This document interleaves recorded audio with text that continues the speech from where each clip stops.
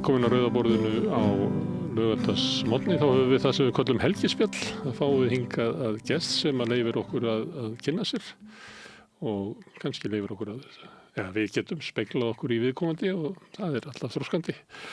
Hingað er komin Vigfús Bjarni Albertsson, prestur. Takk fyrir, gaman að vera með þér. Já, hún kom hingað áður og gaman að spjalla við þig. 2 sinnum áður. Já, en þú vinnur eiginlega að vera í stöðunni sem ég er í.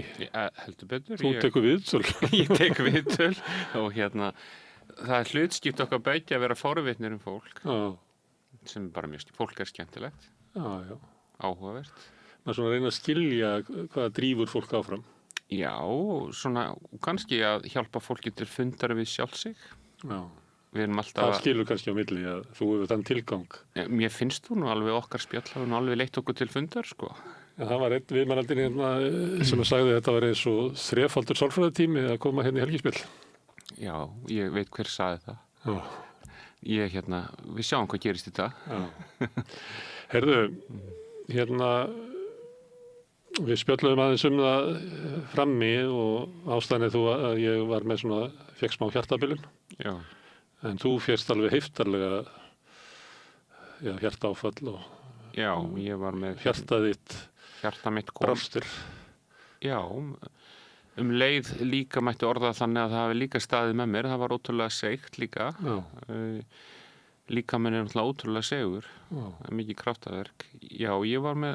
Var það sagt við þig að einn læknir sagði við mig að þú verður náðir vegna þess að þú ættir náttúrulega að vera dauður sem að bendi til þess að það sé helvíti sekt í þér, þannig að þú náður. Já, þeir sögðu nú við mig að ég væri ótrúlega heppinn að hafa lifað þessi ósköp af og verið ekki löngu fallinn. Löngu mörg taliði árum, sko, en svona þegar ég var orðið mjög veikur, sko, þá var þetta nú bara að fara að teljast í dögum og einn góður hjartalæknir sagði við mig að hann hefði ekki trúað að ég myndi lifa vikuna af. En það var farið í stóra úrslitaaðgerð og þessi loka var löguð og reynda svona stabilisera hjartað og það var orðið mjög skemmt. Þannig þú verður aldrei jafn góður aftur? Nei, ég er allt annar maður. Það munar mjög miklu. Og ert að tala þá bara svona drif orkuna, einhver leyti er hjartað orkustöð? Já, orkustöðun er mjög breytt, sko. Það er bara mjög vel orðað hjá þér og það vantar mjög mikið upp á að það muni hafa sinn styrk því að það eru mikla skemmdir í því. Já.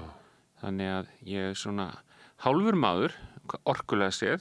Ég vil nú ekki meina að ég sé hálfur maður á öðru leyti. En betri helmingurinn varð eftir. Já, ég veit. Já, við skulum svo orða þetta þannig að maður breytist náttúrulega mjög mikið við svona.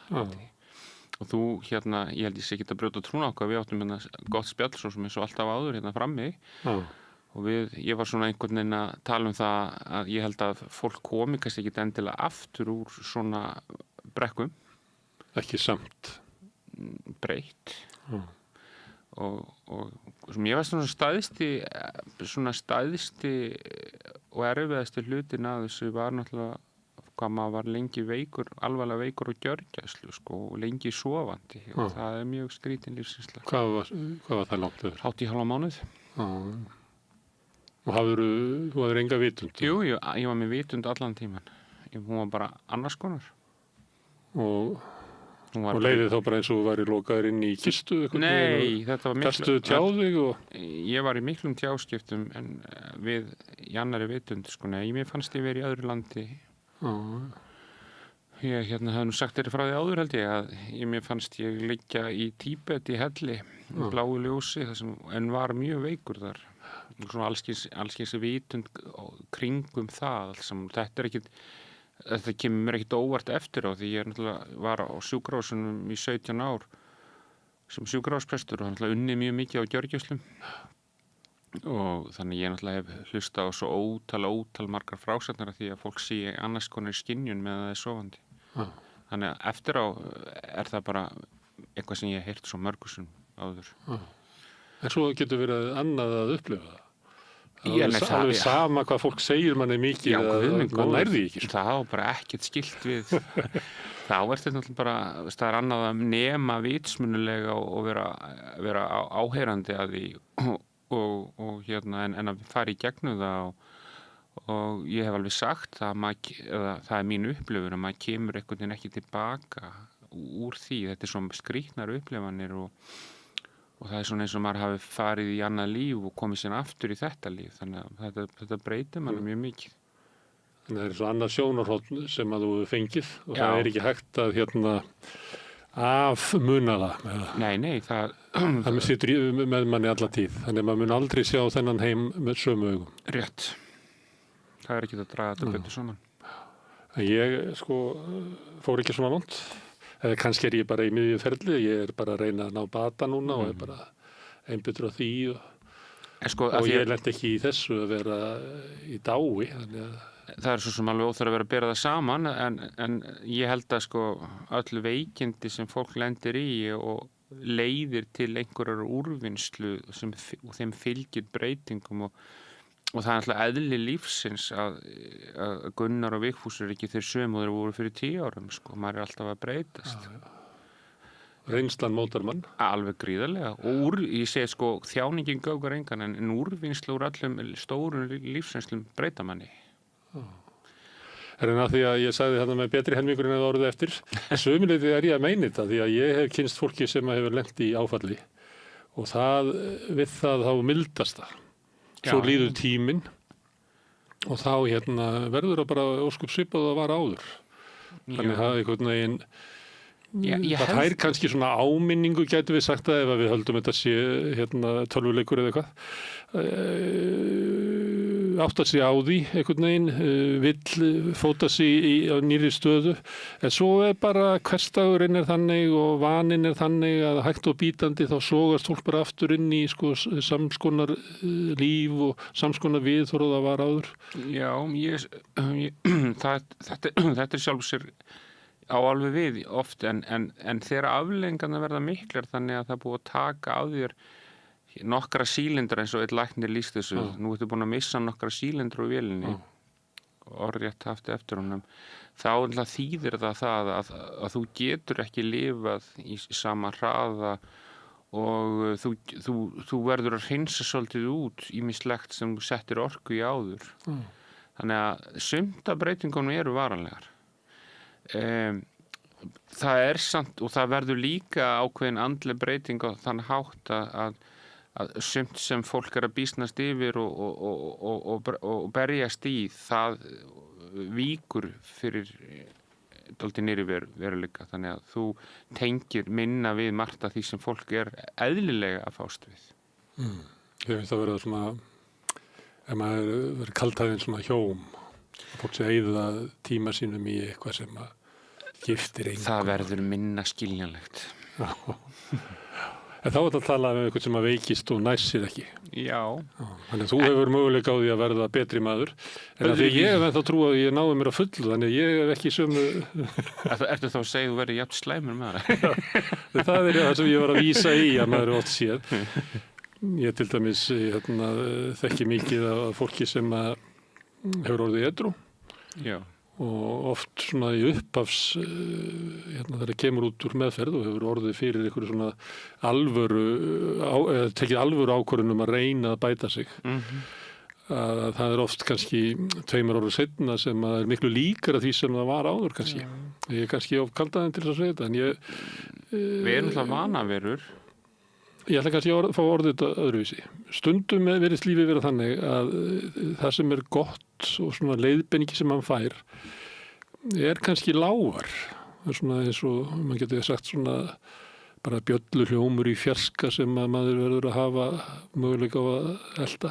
Eða þá það getur verið uppgötvun sem er sterk og stór en daginn eftir er ekki uppgötvunin. Þannig að maður þarf að læra inn í hversdeginu hvernig á ég að fara með uppgötvunina mín. Já, þannig að hversdagur hann sogar svo sterkt í okkur. Já, og þarna kemur inn á atrið sem ég hef mikinn áhuga á og það er að fólk tekur oft ákvarðanir einhverja breytingar í lífsinu eða einhverja afstöðu og ég er alveg sammála allir því lýsingu sem þú kemur með þannig að að ef maður ætlar að viðhalda einhverjum breytingum þá krefst það iðkunar. Orðið iðkun er eitthvað sem ég held að við ættum að hafa dálítið í tali okkar og hugsun af því að breytingum þarf að viðhalda. Endun í ákvörðu sína. Já, endun í ákvörðu sína, það er mjög gott orð. Með einhvers konar ástundum sem ég ætla ekki að skilgreina. Nei. En oft gott að setja í eitthvað svona ritual, að setja það í fastaskorðurinn í hversteginum, þannig að þú fáið svona áminninguna? Nútíma manninum vantar stórkostlega ritual. Ritual hafa nú verið rannsökuð hvernig þau funkar. Það er talað að þau saminni bæði heilahvelin, ekki bara vitsmunulegu greiningunum sem við styðum svo mikið við allar daga. Og mér er svolítið gott, hann Jung, kannaði einu sinni ættbálk Indjána og sá það að það var lítið depurð, eða það sem við kallum einhvers konar depurð, vansal, tilgangsleysi og fíknir, einhvers konar skortshegðun og spurði eldungana hverju sætti og þeir sögðu já, við höfum það samið hlutverk hér að hjálpa sólina að rísa og hjálpa henni að setjast, einhvers konar samheldi ritual. Það er náttúrulega ekki í nútímanum. Nei, en kannski þetta bara að hugsa svona. Nei, ég held að þetta sé viska. Já, að við séum að hjálpa sólni. Já. En þú myndir mæla þá með, það er alls konar ritual, að ég vísaði þarna í áfengis sjúklinga, að það til dæmis að mæta fundi að þá ertu alltaf að endun í ákvörðina að hætta að drekka. Já, í 12-spórakerfinu sem er eitt spórið sem heitir 11. spór sem er áköllun að stunda andlegt ritual. Já, og þú getur gert það með ýmsum hætti, sumir, ég meina þú gætir að tala við sjálfaðið í speglinum á mótnana yfir tannburstunum, það er svona fastu tími. Ég ætla ekki að ógilda það, Nei, ég hef stundum notað þetta að labba í vinnuna, mér er mjög mikilvægt að geta labba í vinnuna, af því það er svona tími sem að einhver íhugunartími. Og það er svona þetta að tróða því, eða setja það inn hér og þar sem þetta er bara í föstum. Sumir biðja áður en þeir sofna. Já, ég nota til dæmis hugleiðsluna og bænina sem ritual í morgunsárið, 8:30, áður en viðtölum mín hefjast. Nú auðvitað gengur það ekki alltaf eftir, en ég finn mun á mér ef ég set mig í þessar ákveðnu stellingar. Og þakkar fyrir daginn? Já, en ég gleymi því stundum. Skiptir það máli að svona dvelja í þakklætinu? Já, það er nú verið talað að þakklæti sé svo tilfinning sem breytir manni mest. Og iðki maður hana, þá breytast nú breytist ýmis hegðun og viðhorf hjá manni. Kúltúrinn okkar og menningin er ekki mjög þakklát. Og ég held að maður hafi nú ansi oft fallið á því prófi. Og þú talar hjarta okkar ég held að það hafi verið frammi, við vorum að spjalla áðan að þó að hjarta okkar hafi brugðist okkur þá erum við líka þakklæti fyrir það hvað stóð þó allavega vel með okkur þrátt fyrir allt. Tökum sem dæmi. En þú varst mjög alvarlega veikur en þú hafði verið veikur mjög lengi. Já. Og ef ég tala nú svona eins og nútími þá hefur þetta að vita betur. Þú getur nú talið upp mjög mörg dæmi í lífi mínu sem ég hef átt að vita betur og það virðist nú að hafa fylgt mér og eins og mörgum öðrum. Já, það er alveg ljóst að niðurstöður sýna bara það að ég var komin í mjög vont ástand til langs tíma og að því að mín til dæmis hjartaloka var ekki rétt sköpuð, hún var tvíloka og löngu farin að sýna þreytumerki áður en ég veikist.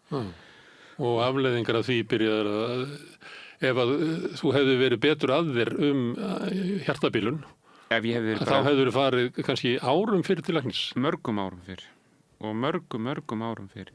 Og við vorum að gera grína okkur áðan í spjall okkar.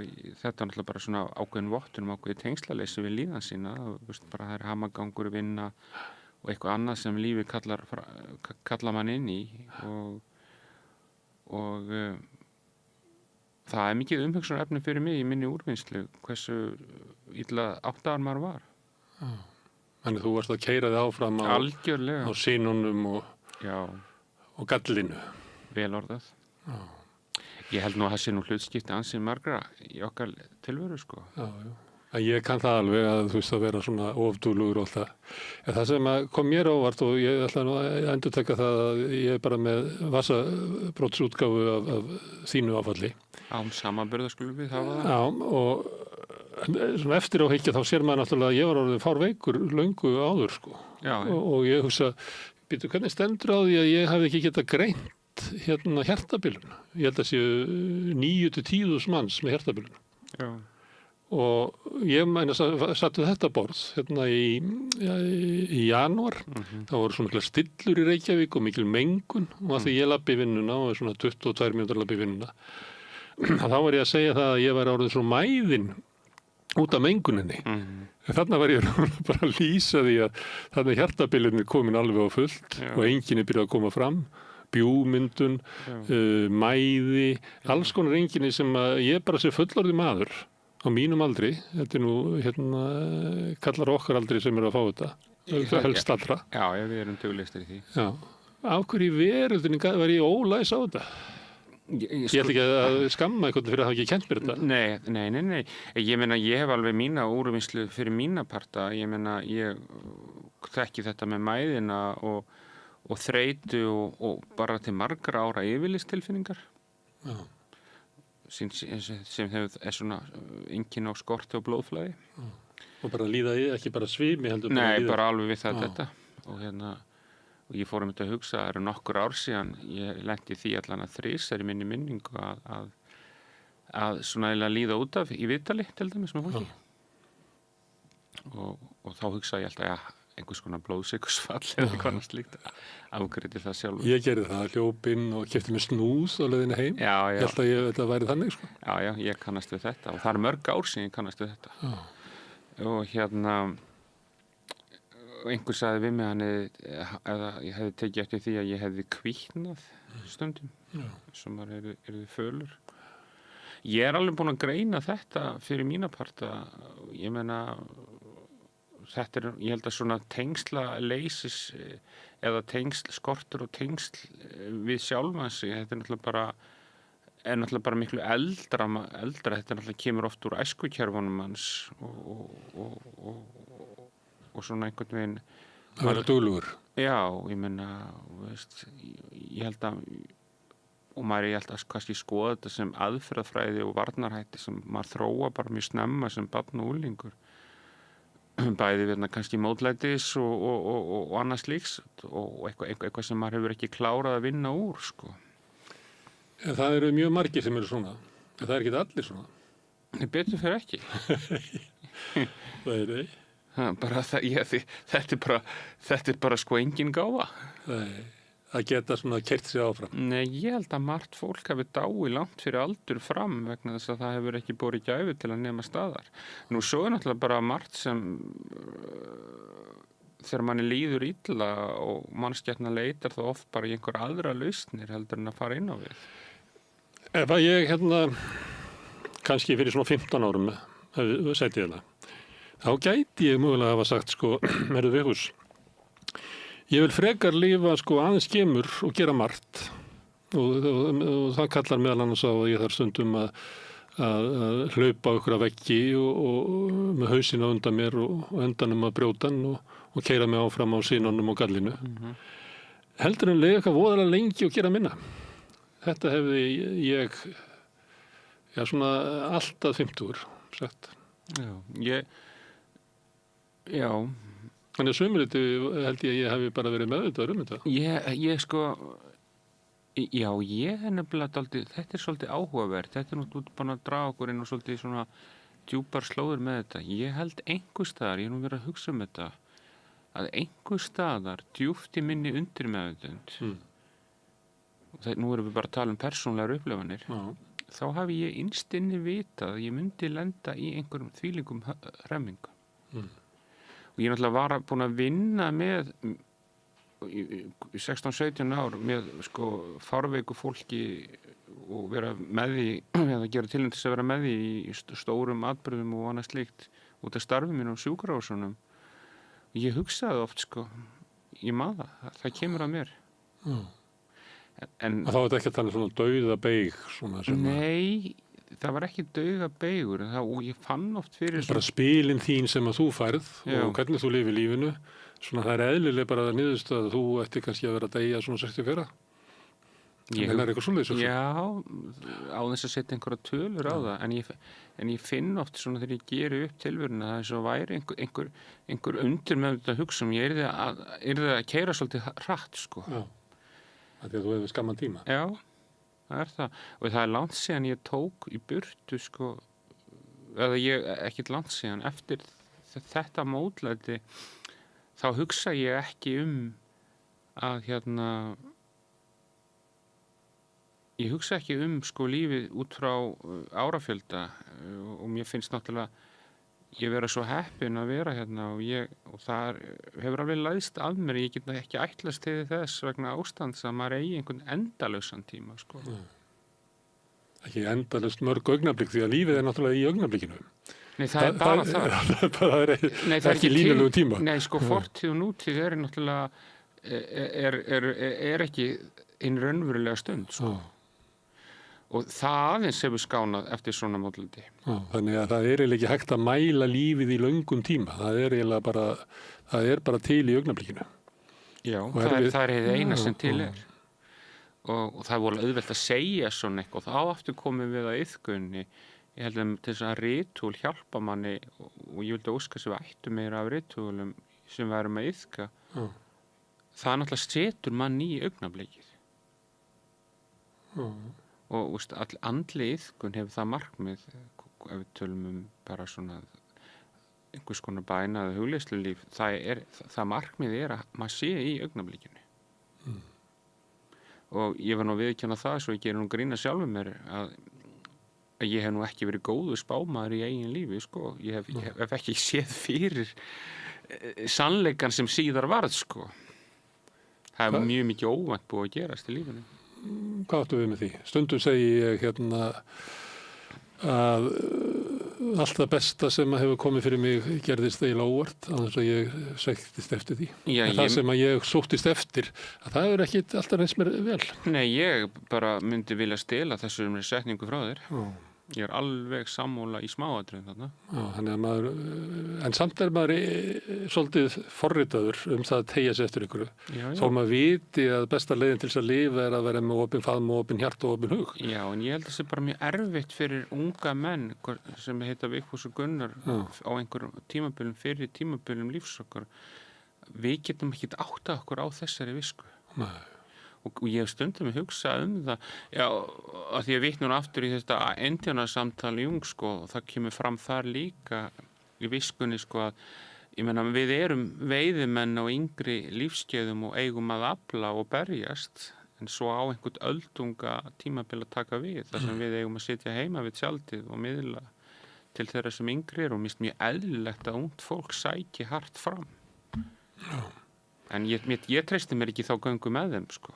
Ég var einu svona í Afríku og var að reyna að skilja höfðingjakerfið sem að þar er, sem að sömuleyti mjög víða er enn til, vegna þess að þetta er eiginlega formið á svona félagslegri aðstóð og vegna þess að ríkið er ekki nema löggan og herinn, sko. Og alla sorpirðar, sko. Og þar virtist mér oftast það þannig að þeir eru með öldugráð. Og það er gamalt fólk. En þeir velja sér höfðingja. Og þeir velja sér höfðingja sem er kannski svona rúmlega 30, sem er einmitt veiðimanna, sem er á hápunkti þess að vera atorkusamur og allt það. En hann getur ekki tekið ákvarðanir nema með öldugráðinu, ekki það hann þarf ekki að bera það undir það. Hann tekur bara ákvarðanir, en hann er alltaf með öldugráði með sér, hann þarf að lifa með það. Ég segi ekki að þau geti svona tuðað eitthvað í burtu, en ég meina þetta er svona álítið verið eining og ég sem að Jung væri ánægður með þetta fyrirkomulag. Já, það, sko, ég sá þetta einu sinni í verki sjálfur og þá var þegar ég var í framhaldsnámi í Bandaríkjunum í sorgar- og áfallavinnu að þá var mér í verknámi stundum á sjúkrahúsum og ég man eftir að hafa upplifað, sko, að það var, ég man ekki hvaðan fólki var, en þar var kona sem var með alvarlega veikt barn og það var einhvern veginn ekki lengur haldið áfram og og ég man að foreldrarnir vildu kalla öldungana úr ættflokknum saman og þeir komu allir á spítalan þar sem það var verið að ræða stöðuna sko. Þetta var áhugavert fyrir mig að verða vitni að þessu sko. Já, ég held að það sé eitt af svona meinum okkar samfélags núna er að við höfum ekki sess fyrir eldra fólk. Sko, það er eins og einn góðu kennari sagði við með erlendis, ég meina við erum sko human doing versus human being sko, við erum manneskja sem framkvæmur og gerir og við mælum gildi fólks, menningin okkar mælir gildi fólks í framkvæmdum og öðru slíku. Og eldra fólk, það vill eiginlega líta út fyrir að vera yngra fólk. Heldur betur, ég meina... Kannski verðum við betur sett bara ef við færum í peysufötin á vissum aldri, tækjum upp stafinn og gengjum bara inn í eitthvað sess sem væri það að vera eldri maður. Ég er alveg sammálaður í því og ég held að þetta sé alveg óbúðslega ekkit held. Ég veit að þetta er oft alveg gríðaleg þjáninga viðhalda æsku sem er ekki raun. Ég meina allir þessi sjálfsbirtingamyndir það að maður hafi hlaupið við Snæfellsjökul sko og sendi við Þingvallavatn og allt þetta. Ég er ekki að gera lítið úr þessu og bara frábært að fólk skuli hlúa svona vel að sér en það er líka þjáning í þessu. Já, og kannski ekki svona einn endanlegi mælikvarði á því hversu vel þú stendur. Engan veginn. Og bakvið þetta er grunnótti og við vitnum aftur í bara Freud talaði það náttúrulega að væri eitthvað svona grundangst eða grunnótti í okkur sem væri dauðinn. Og kannski er hann þarna bara að drifa aflið. Já, við þekkjum að fólk svona sem sem er í svona miðaldurskrísan sem er náttúrulega það sem að rennur upp fyrir þér að líkaminn sem að hefur haldið þér á lífi og þroskast með þér að hann ætlar að drepa þig. Allt í einu finnur og hann er ekki að endurnýja sig með sama hætti og áður var. Ég held að þetta gerist hjá flestu svona kannski á 50-aldrinum. Já, en ég einhvers staðar læsi, ég er náttúrulega alls ekki að segja þessi staðrendir en mér skildist mér hefur skilist sko að ákveð hrörnunarferli byrji strax 35 ára sko. Já. Og svo náttúrulega verður það kannski sýnilegra á miðjan aldur og það er talað miðaldurskrísur beggja kynja og mikil barátta við að einhvern veginn að reyna að berjast við þá staðrind. Sem er kannski hinn eðlilegu viðbröð og svona, ég verð að vinna eitthvað á móti þessu, ég get ekki bara látið mig drifta með ellinni sem er að skjóta rótum í mér. Nei. Ég verð eitthvað að spyrna móti. Já, og við erum ekki að tala það niður, en við erum samt að benda á því að það er hlið þarna sem er þjáning. Já, og kannski ættum við líka að kunna taka móti ellinni. Hvernig tekur á mótinni getur verið mikilvægara en heldur hvernig tekst þér að berja hana frá þér. Já, og þarna ertu komin á gríðarlega mikilvægum þætti að því vorum að tala um að hvernig maður vinnur úr hlutum. Það er eins og sorg og áföll, maður sér hvað fólki farna, sem ég sé til dæmis svo vel í bókinni sem ég er að gefa út núna, þetta er svona lokabók af 3 þetta sem svolítið tengt í allt sem við erum að tala um og höfum reynda að tala áður, að þeim farnast best sem ganga að tilfinningum en forðast þar ekki og ég sé svo mikið í umræðinu okkar í þessu Vesturlanda umræðu nútíma sem maður er alltaf að reyna að ýta í burtu tilfinningum. Þannig að það er svo sterku bælingarkerfi og baráttukerfi en ef maður ætlar að vinna vel úr hlutum þá þarf maður einhvern veginn að ganga að þeim og taka á móti þeim og vera með þessum tilfinningum til að það einhvern veginn setjist á farsælan hátt. Að þannig að setjist eins og aldan sem er að koma að fjörunni sem einhvern veginn leggst á sandin versus það aldan sem brotnar á klettinum. Sko. Það eru átökin, þessi átök alltaf. Þegar þú talar um þetta, að þú varst aðeins fyrr, varst að segja að þú hefði verið svona eins og lítt meðvitaður eigin líkamlegu stöðu. Og þar lendi alltaf andlega líðan líka. Það er það sem ég ætlaði að spyrja því að þarna varstu svona aðeins með svona andlegu stöðuna. Mundur lýsa þannig að þú hefði verið ekki alveg full meðvitaður bara andlega stöðu þína? Nei, bara viltur í myrkri. Já, kannski ekki alveg svo slæmt en undir niðri Hefðir átt að geta lesið betur. miklu betur og til að gera grína mér, þegar maður fer í svona langt meðferðinám eins og ég var í Bandaríkjunum, þá alltaf að vera að ýta manni til fundar við sjálfan sig líka, að því að maður er ákveðið verkfæri. Gunnar mætir hérna með sjálfan sig og fullt af sögum og tilfinningum undir niðri þegar þú sest hérna í þitt hlutur, alveg eins og ég geri. Þannig að vitsmunalega veit maður ýmsa svona hluti, en maður er kannski ekki meðvitaður það, maður er kannski með ótta með sér, vannmátt, og náttúrulega svo erum við mjög mörg að koma úr fjölskyldusögum þar sem eru shame-based á einhvern hátt og annað slíkt. Þannig að já, þetta er allar þessar tilfinningar með mann og maður er kannski að berjast og slást eitthvað við lífið af því maður er ekki að gangast við þessum raunveruleika. Ég held að það að vera illa tengdur líkamlegri líðan leiði til athafna. Það sem þú ert að gera eitthvað sem að þú ættir ekki að gera, ekki endilega eitthvað illt, sko, en þú ert bara, þú ert að þjösnast eitthvað staðar í einhverju flægi sem þú hefðir átt að sleppa, eða? Ég meina, þú tökum bara sem dæmi, fólk sem stígur oft mjög sterkt fram og við getum svo í sum tilfellinu nota orðið hroka, að þú skoðar þetta, undir niðri er ekki sjálfsöryggi og sátt, það er ótti. Og ég held að til dæmis að margt fólk sem nái gríðarlega miklum árangri í því sem við viðurkennum sem árangur séu oft mjög hrætt. Eins og maðurinn sem sagði einhvern tíma við mig, og hann var að einlægna tala það að ég þráði milljarðinn, þá myndi allt gott verða, þegar ég fekk hann þá þurfti ég næsta milljarð, skilur. Þetta er endalaust. Já, og maður segir þetta. Það er maður sem er metið núna held ég á $1 trillion.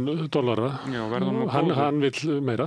Það þýðir ekki hann er eiginlega algjörlega friðlaus, það vantar meira. Já, og þetta er svolítið gott sem miðaldasetningin og Jung notaði mikið, sko, og tólfsbörusamtökin notaði þessa setningu líka, spiritus kontra spiritum, heilar andi versus vínandinn, skilur, og það er náttúrulega bara metafórum það að við reynum stöðugt að fylla upp í þessa svona aðri máttar tengingu sem er, og þá ætla ekki að skilgreina það út frá einhverjum orðum, ég er ekki að tala um ákveðin trúarbrögð en eitt slíkt, það er bara þessi svona grunntenging að hafa dýpri tilgang og dýpri sátt.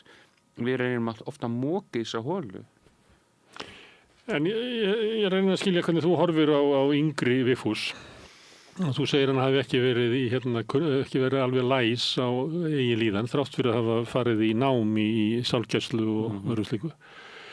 Áðan vísar þau svolítið til þess að þegar maður er yngri þá er bara fókusinn annars, sko. Þá er maður bara í öðru kannski. Þá er maður í svona framkvæmd og fleira, þannig að maður þar er ekki alltaf besta leiðin að vera alltaf að hugsa hvernig manni líður eða eitthvað. Þannig að sumuleitt er þetta þá bara einn eðli tímans að þú hlaust að verða. Já, algjörlega. Það er ekki þannig að þú hafi verið sérstaklega slæmur í þessu, nema kannski að þú komir beyglaður úr æsku og fleiri og hafir haft svona ýmislegt með þér sem leiddi til þess að þú værir ólæsari. Ég held að við komum öll svolítið beygluð úr æsku og þá er ekki verið, það er svolítið hluti af því að við erum alltaf með margar kynslóðir með okkur og það sem í öllum fjölskyldusögum eru brattar brekkur.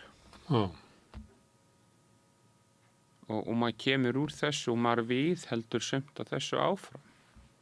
Og ég er mjög hrifinn að því hvernig hefur þróast meiri samtal það og ég tala svolítið annarri bókinni minni Sárgræða sára því ég er svolítið að tala umhverfi sorga og áfalla að áfallakerfin er jú einstaklingurinn og það er fjölskyldukerfin þar sem verða til ákveðin munstur bæði til veikleika og ég meina það er bara ein fjölskylda sem gengur vel að vinna úr áföllum, það er svo sem ekki stundar hugsunarleystur þar sem er opin og heilbrigð samskipti.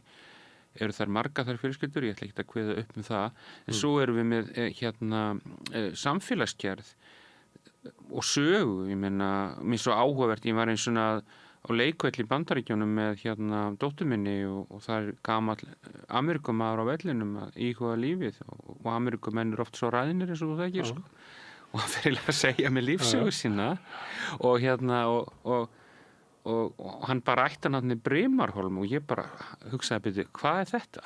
og ég fer að spyrja hann út í þetta og þá fer hann að segja mér aftur í kynslóðasögu sinni var forföður sem hann átti og ekkert mjög langt sem hafði sko verið dæmdur á Brimarum og flutt síðan vestur haf, tók upp ættarnafni til að hæðast að óréttlætinu sem hann hafði orðið fyrir sko. Þetta hefur alveg verið töffari. Já, og síðan verður þessi gamli, já, akkurat sá og svo þessi gamli maður að segja mér síðan sögu sína og hann sprengjuflugmaður í stríðinu og sem rosaleg lífsreynsla og svo vinnur hann við hjálparstarfi í Afríku og svona þetta og ég hugsaði betur var hann kannski bara að vinna þá vinnu til að sættast við skelfingarnar og svona og þessi miklu kynslóða sögur sko. Og ég held að sé í kynslóða sögu Íslendinga alveg þó nokkuð mikil þjáning. Stundum reynt að tala það hér að kannski sé svona til þess bara eins og vinnuhjúin sem að hér lifðu sko í svona við mikið ófrelsi dæmt til svona geldlífs að einhverju leyti, kerfið var ekki alveg einfalt. Þú býrð hjá vinnuveitanda þínum, hann sefur þarna í rekkjunni inn með og ert náttúrulega mjög ófrjáls að þú veist eitthvað svona hvaðan við komum þessi vannmetið hvaða áhrif þetta gæti mögulega haft á bara sjálfsmynd okkar Já, ég bara ekki tekið úr minni fjölskyldusögu því ég var nú hund og geng oft á kvöldin og var að ganga Álftanesið daginn með góðum vinum mínum og ég var að svona segja honum frá og rifja upp að langafi minn hefði verið síðasti bóndinn á Bessastöðum og hann sjálfur niðursetningur og kemur frá heimili sem sundrast vegna ótíðanbærs andláts móður og svo verður einhver drifkraftur í honum að berjast áfram og þetta svo stutt síðan. Ég man eftir þessum gamla manni. Hann niðursetningur. Hann dæmdur til vistar. Þetta raunverulega inn í svona því persónulega minninu að því að ég held að við eigum að geta muna svona kannski 50 ára áður en að við fæddust að það kemur til okkar einhvern veginn í frásögnum og öðru slíku. Já, ég meina hugsaði bara öll sjósleysin og eitthvað 1930 held ég að vera 1/4 hvert barn í Vestmanni deyr sko. Þetta spænska veikin 1918 öll fátæktin og þjáningin og allt þetta. Þetta í okkur. Gunnar. Herðu, fyrir 3 árum að þá veiktistu mikið og síðan ertu bara það uppgötaðist á, já. Síðan ertu á bara færri silindrum, ekki alveg samur maður, líkamlega, ekki í ég allavega ekki háspennt bensínvél, sko. Ertu sáttur við þetta? Já. Þú ert ekki þakklátur fyrir þetta? Sko, þjáningin... Ef ég myndi bjóða þér þetta, þú myndi ekki taka þetta?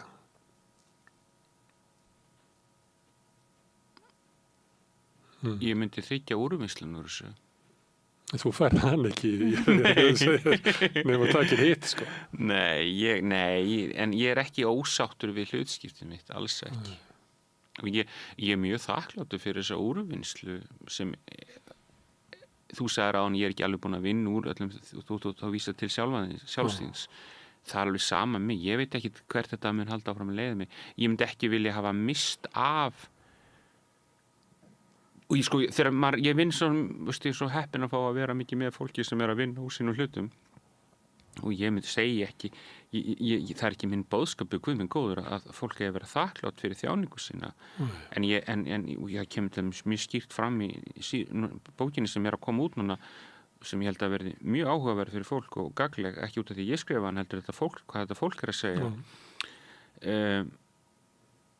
ég sé oft sko að fólk með það stef að það því þykir mjög vænt úrvinnsluna sína og þá það gerir það greinamun á þjáningunni og úrvinnslunni á greinamun á áföllinu og það sem úrvinnslan skapar. Ég myndi ekki vilja skipta á því eintaki sem ég núna og því sem ég var. Þú myndir þá velja þig núna? Já, alltaf. Alltaf. Herðu, þú ert að gefa út, er þetta þríleikur? Já, þetta er þríleikur. Já, og það er fyrir bækurnar, þú komið hingað og við rættu þær. Já, og þar er þú að skrifa reyfilega upp svona lærdóm þinn hérna eftir það sem að þú hefur lært í sjúkrahúsprestur. Já. Og í svona vinna með sorginni. Já, fyrsta bókin sem heitir Hver vegur á heimann er vegur heim sem er lánuð setning frá Snorra Hjartarsyni sem ég hef mikla mætur á. Að maður fer oft í ákveðin ferðalög til að rata heim, góð tákmynd, en þar lýsi ég svolítið mér var sagt að skrifa hana þegar ég var í endurhæfingu. Það var Sigfússon Þorleifsson, minn lærifæður, sjúkrahúsprestur, mikill maður sem ég hef mjög mikla mætur á og mjög þakklátur og frænka minn Halla Bergþóra sem var nú að verða ríkislögreglustjóri í síðustu viku. Og svo mikill vendar í mínu lífi, þau svona ráku mig á stað, það var ekkert endilega markmið að gefa það út og þá hugsaði með mig kannski ef þetta gengur vel og ef ég gefi þetta út þá ætla ég að hafa fyrstu bókina sem svona einhvern innra ferðalag og innsæi, minningar af störfum og líka bara svona ákveðu uppgjör við sjálfa mig í stóru áfalli og að því að þegar maður er í sjálfgæslu þá þarf maður að öðlast eitthvað innsæð og maður er ekki alltaf gengið það vel og svo seldist hann svo mikið og svo mikill áhugið þannig að ég ákvað bara að skrifa þá bók næst sorgina, hvernig hún birtist á einstaklingum og í fjölskyldum og í samfélaginu og svona umhverfi sorgana, þar hvað birtinga myndi verði í fjölskyldum, hvað eru veikleikar og ég með langa að koma inn á svona stór orð eins og þú hefur nú komið inn á hérna í dag svo þakklæti, hvað er hamingja og allt þetta og hún fekk svo góða móttöku líka þannig að við ákveðum bara klárina þríleik og það er reynslan og það er þá viðtöl við þessar frábæru manneskjur sem ég fekk aðgang að sem er svolítið líkt að þú varst að tala um að því að við værum kollegar ég og þú, ég er alveg sammála því að þar var ég í þínu hlutverki og var að spyrja fólk og það fer í svona ákveðna frásögn og segir stuttlega frá áfallinu sínum, það er ekki verið að fókusera á áfalli, heldur úrvinnsluna og að því að ég tel ekki endilega gagnlegt að vera að setja fókusin á þjáninguna og hvað gerðist, heldur það er bara í bakgrunninu, en það er rosa gagnlegt fyrir okkur hin að hafa fengið að líta inn svona í hugskot þessa fólks og fá reynsluna þeirra og þannig að þetta var hugsað sem svona innsæi, umhverfi og úrvinnsla. Það er svolítið breyting á því að sitja og skrifa í reynslu þarna í fyrstu bókinni fara svo í aðra bókina og safna svona kannski þeirri þekkingu sem að þú er náð til og síðan er þetta alltaf komið með reynslu annarra þannig að á milli þín og Lyklaborgsins er komið ný manneskja sem ég því að þó að sér náttúrulega kannski ekki, þetta er ekki skrifað að sama tilgangi og svona blaðavitul og ég átti alltaf í erfiðleikum með þetta sem blaðamaður. Að ég tók við viðtal og það verður til trúnaðar á milli okkar. Svo sest ég við Lyklaborðið. Þá er ég komið með annan trúnaðarvinn sem er lesandinn. Þannig ég þarf eiginlega að ganga frá öllu sem ég hef safnað. Þannig að hann skilji og það er ekki alltaf eins og kannski þú hefur helst viljað að ég verið að hafa minn skilning á þér það fannst þetta oft vera bara mjög erfitt. Já, þarna þú náttúrulega margfalt meiri reynslu og ég og menntun í merkingunni reynslu að nei, þetta var mjög áhugavert fyrir mig ég gerði mér ekki alveg grein fyrir þessu mér fannst þetta eiginlega erfiðasta bókin að skrifa hvað orkulega sé. Ég trúi því. Út af þessu. Já, og ég var að skapa eitthvað moment og þú tala um trúnað og orðið heilagt er gamalt orð frátekin stund fyrir trúnað og maður var svona upplifið ákveðið moment og maður setur ákveðna millifyrirsignir inn í þetta svona og flestir bara mjög ánægðir með þetta moment en svo var kannski einhver af þessum einstaklingum sem bara upplifið þetta ekki eins og ég þannig að maður varð að fara í ákveðna vinnu og leyfa því að breytast þannig að þetta er bara búið að vera mjög mikið lífsreynsla þannig að ég ber mjög mikla virðingu fyrir því bara eins og þú starfið sem þú voru sinna en ég held samt að þessi en svo ert þú núna að skapa ákveðið moment með okkur hérna og ég held að það sé svolítið dýrmætt að Við ætlum ekki að endurskrifa þetta viðtal. Nei, ég er nefnilega búin að henda því að ég ætla ekki að sitja þetta eftir og skrifa þetta upp. Sko. Nei, og ég ætla ekki að fá bakþanga heima hjá mér og hugsa betur, nei, ég ætla að láta laga þetta og ég meinti ekki þetta og ég ætla ekki að segja þetta. Það sömuleyti það út af þessu sem ég er að segja. Þetta er bara svo, erfitt og svona ekki, þetta er erfitt. Já, en svo líka er fólk bara les miklu minna, þannig að kannski er formið það að taka, segjum að þetta sé bara hráefni sem við erum að vinna hérna og ég færi svo heim og myndi setja þetta saman í viðtal og hitta það kannski aftur og búa til viðtal í textaformi. Það er náttúrulega, þetta er eiginlega deyjandi listgrein. Já, og þess vegna vorum við að passa í bókinni, ritstjórnin, viðtalum væri ekki of löng. Nei. Eins og þú bendur réttilega á, lestrar þol okkar hefur minnkað. En mér finnst formi hérna, ég ber mikla virðingu fyrir og mér finnst þetta mjög skemmtilegt og spennandi form, af því að við ætlum ekki að fikta í þessari stund í dag. Ég segi stundum að þetta er svo spjall við vaxdúkaborð í eldhúsi upp til sveita. Já. Þannig að sem er það að þetta er eiginlega samtal. Þetta er líkara bara hugmyndin það að samtalið sé listgrein í sjálfum sér eða tæki til þess að komast að þekkingu. Að ég geti verið allt eins og að hugsa hlutina og stúdera þá að þá get ég komist að sannleika í samtali við annað fólk. Samtali er náttúrulega mjög spennandi og ég er með sögu í seinni miðjubókinni Sárgræða sár. Það sem ég segi frá sögu sem ég hafði bara einhverju hluta vegna ótrúlega mikil áhrif á mig. Faðir minn sagði mér þessa sögu bara þegar ég var mjög ungur maður að Einar Ben hafði legið hér fyrir í bænum mjög þunglindur og örugglega illa farinn af áfengi. Þjóðskáldið eða eitt af þjóðskáldunum okkar og svona hans vinur og bræður hafði svo miklar áhyggjur af honum og það gerist það að Árni prófastur hinn frægi fer á fundar til gamall skólabróðisins og þeir eiga samtal. Stuttu seinna sést Einar Ben upp og klæddur á gangi í bænum og einn af gömlu vinum hans sér hann og spyr hvað hafi hent. Að þá segir Einar Ben við áttum samtal það sem skipti máli. Þannig samtal reisa fólk. Hvað raunverulega gerist, ég bara veit það ekki. Og þetta er kannski eina ástæðan að þríleikur endar á samtölu þínu við annað fólk. Það er það. Og það er svo, þú byrjar inn í þér, horfir síðan á þetta svona eins og maður gerir í samfélaginu, svona greinandi, en síðan er þetta að svona, ég segi það við börnin mín, að það er ekki nema 15% af þér inn í þér, 85% af þér er á milli þín og annars fólks. Já. Ég veit ekki alveg hvað það meini en ég byrjaði að segja þetta fyrir bara löngu síðan og börnin mín finnst svona misgaman að hlusta á þetta því að það er svona þrástag sem að pabbi er með. Já, en ég var að reyna að ná einhverju svona þessari tilfinningunni að við erum ekkert, við erum ekkert bara við, Nei, langt frá því, og þetta finnst mér mjög skemmtilegt umræðinu og maður getur tekið þetta líka trúalega og tilvistarlega. Hver er guðsmynd okkar? Ég meina, til dæmis mín guðsmynd er mjög mikið þarna. Þegar ég og þú erum að tala saman, þá er að eiga sér stað einhver sköpunarkraftur. Já, sem að hvorum sig geta ekki búið til. Bara ekki möguleiki. Og ég veit ekki hvert hann leiðir. Nei. Nei, mér finnst vantað þetta í samfélagið. Það er svona að segja í ritúali reglulega að við sitjum til þess að reyna að skilja heiminn og samfélagið og sjálf okkur í leiðinni.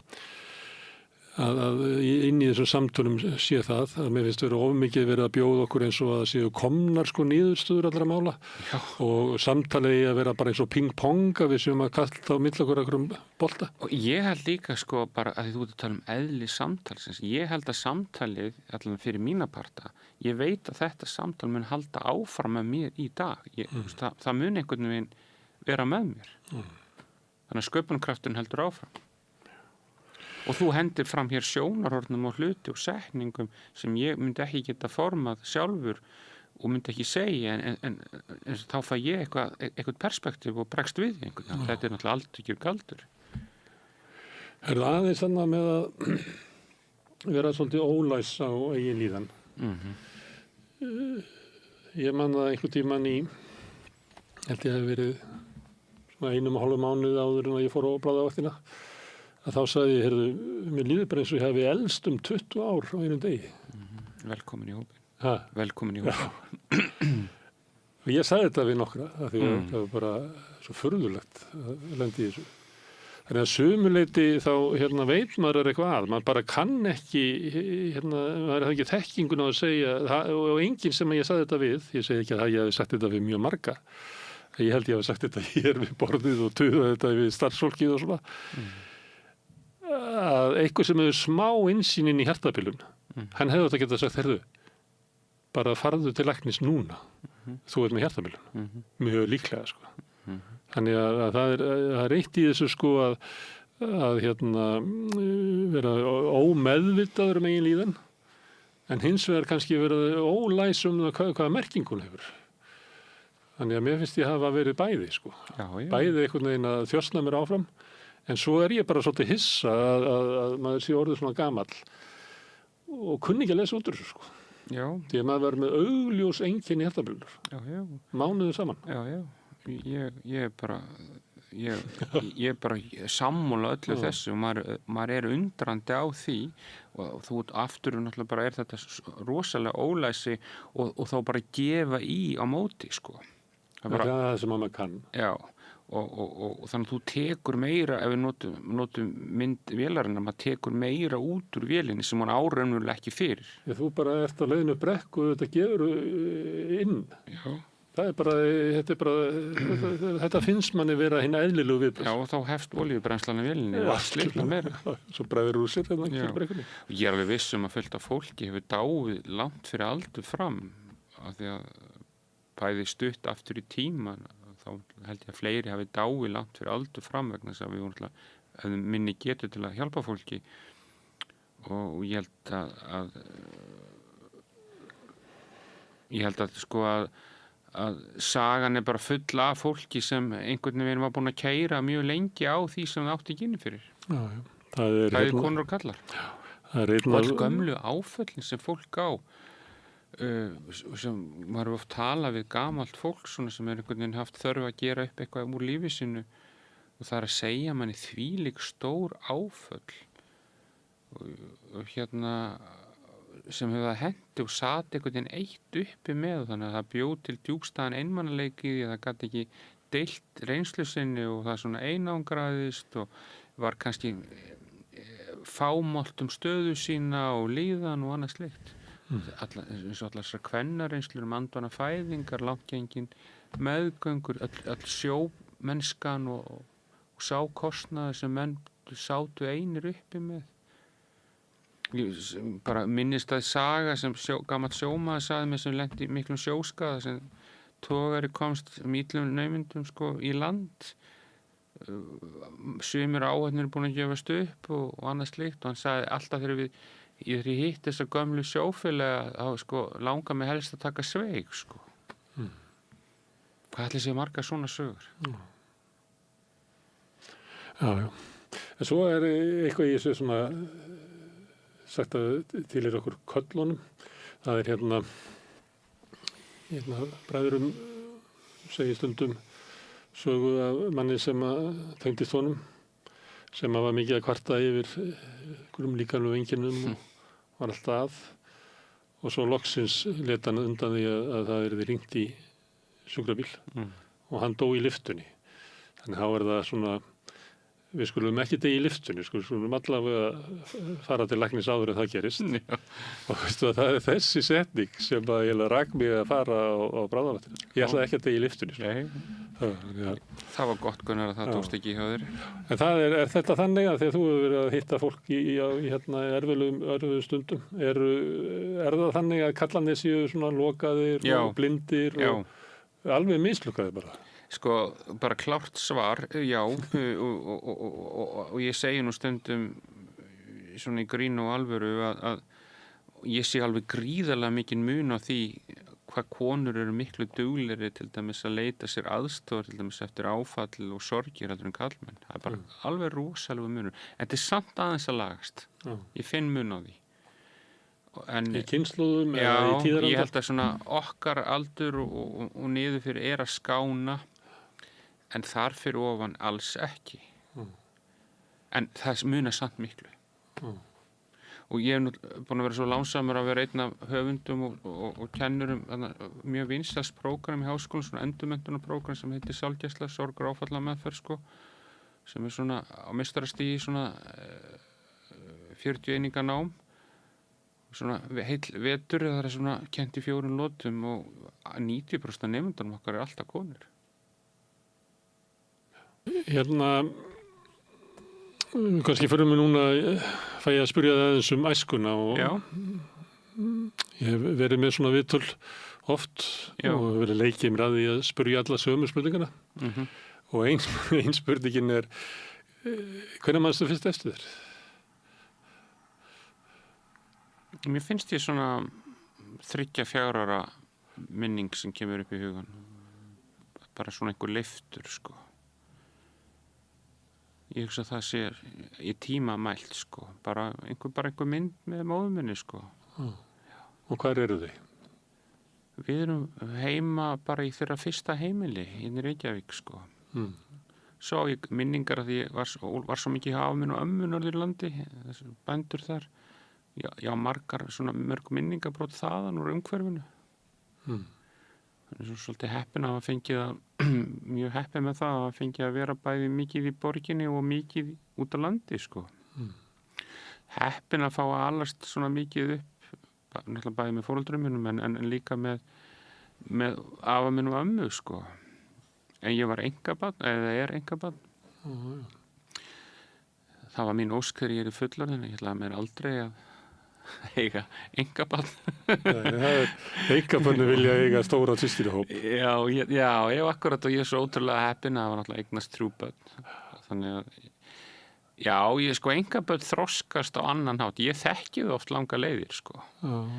Og það nú stundum talað þess að svoköldu forréttindastöðu einkabarnanna. Þetta ekki bara alveg svona einfalt, sko. Því að það verður til ákveðin samanburður við fullorðið fólk og þau bera, ég held að þau verði svolítið misþroska sko og fari fljótt inn í svona að hluta til í ákveðin fullorðinseim sko.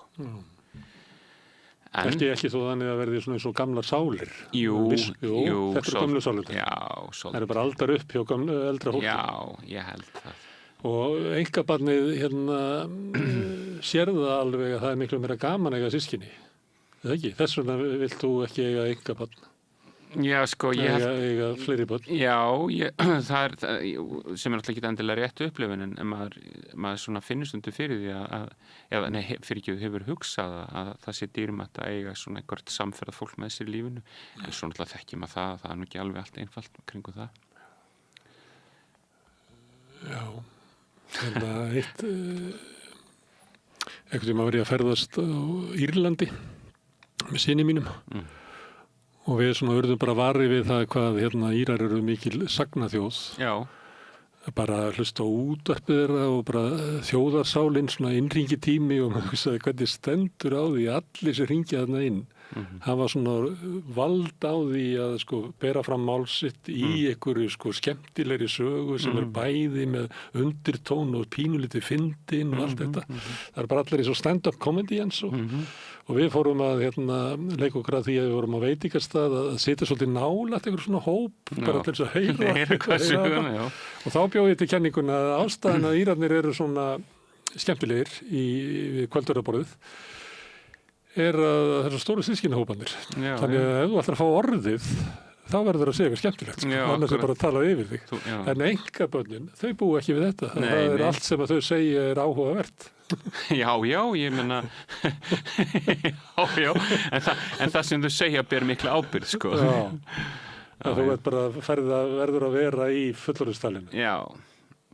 Jú, ég held að ég hafi verið þannig barn að maður hafi svona þroskast að sumuleyti en ég segi að einkabörnin eru misþroskað en þau missa líka af ákveðinni félagslegri mótun og skólinn sem fylgir systkinahóp. Já.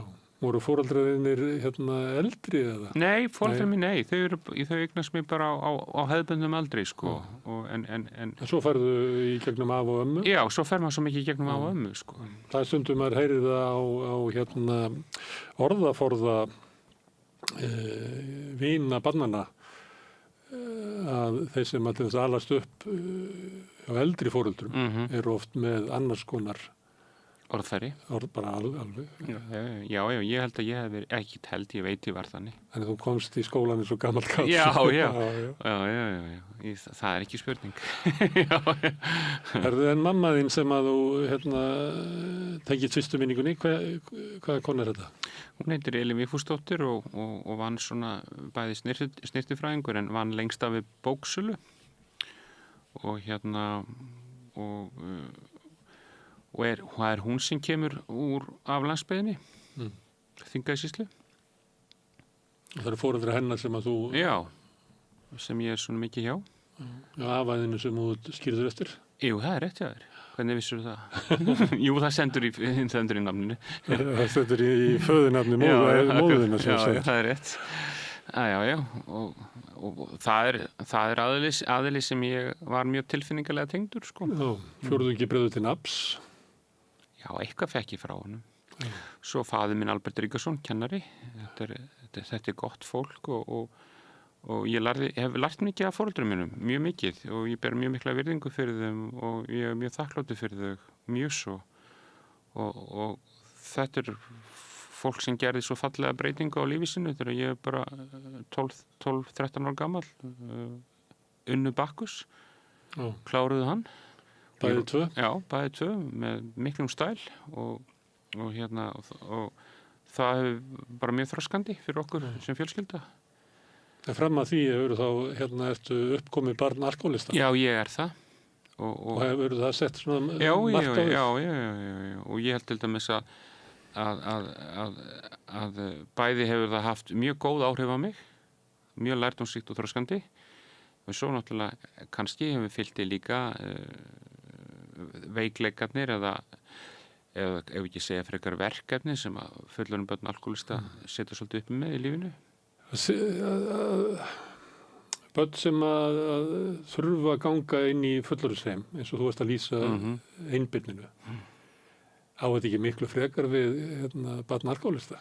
Þetta er aðal einkenni á þeim að Já, akkurat og ég held að það er kannski enn auki það og ég segi nú það bara í svona lífsuppgjörinu, ég held að ég hef komið mjög misþroska út í lífið, mjög fullorðin sumusviðum en með þessi verkefni sem börn alkoholista taka með sér. En maður er alltaf svo heppinn að maður elst upp í svo miklum bata, sko. Já. Maður sér hefur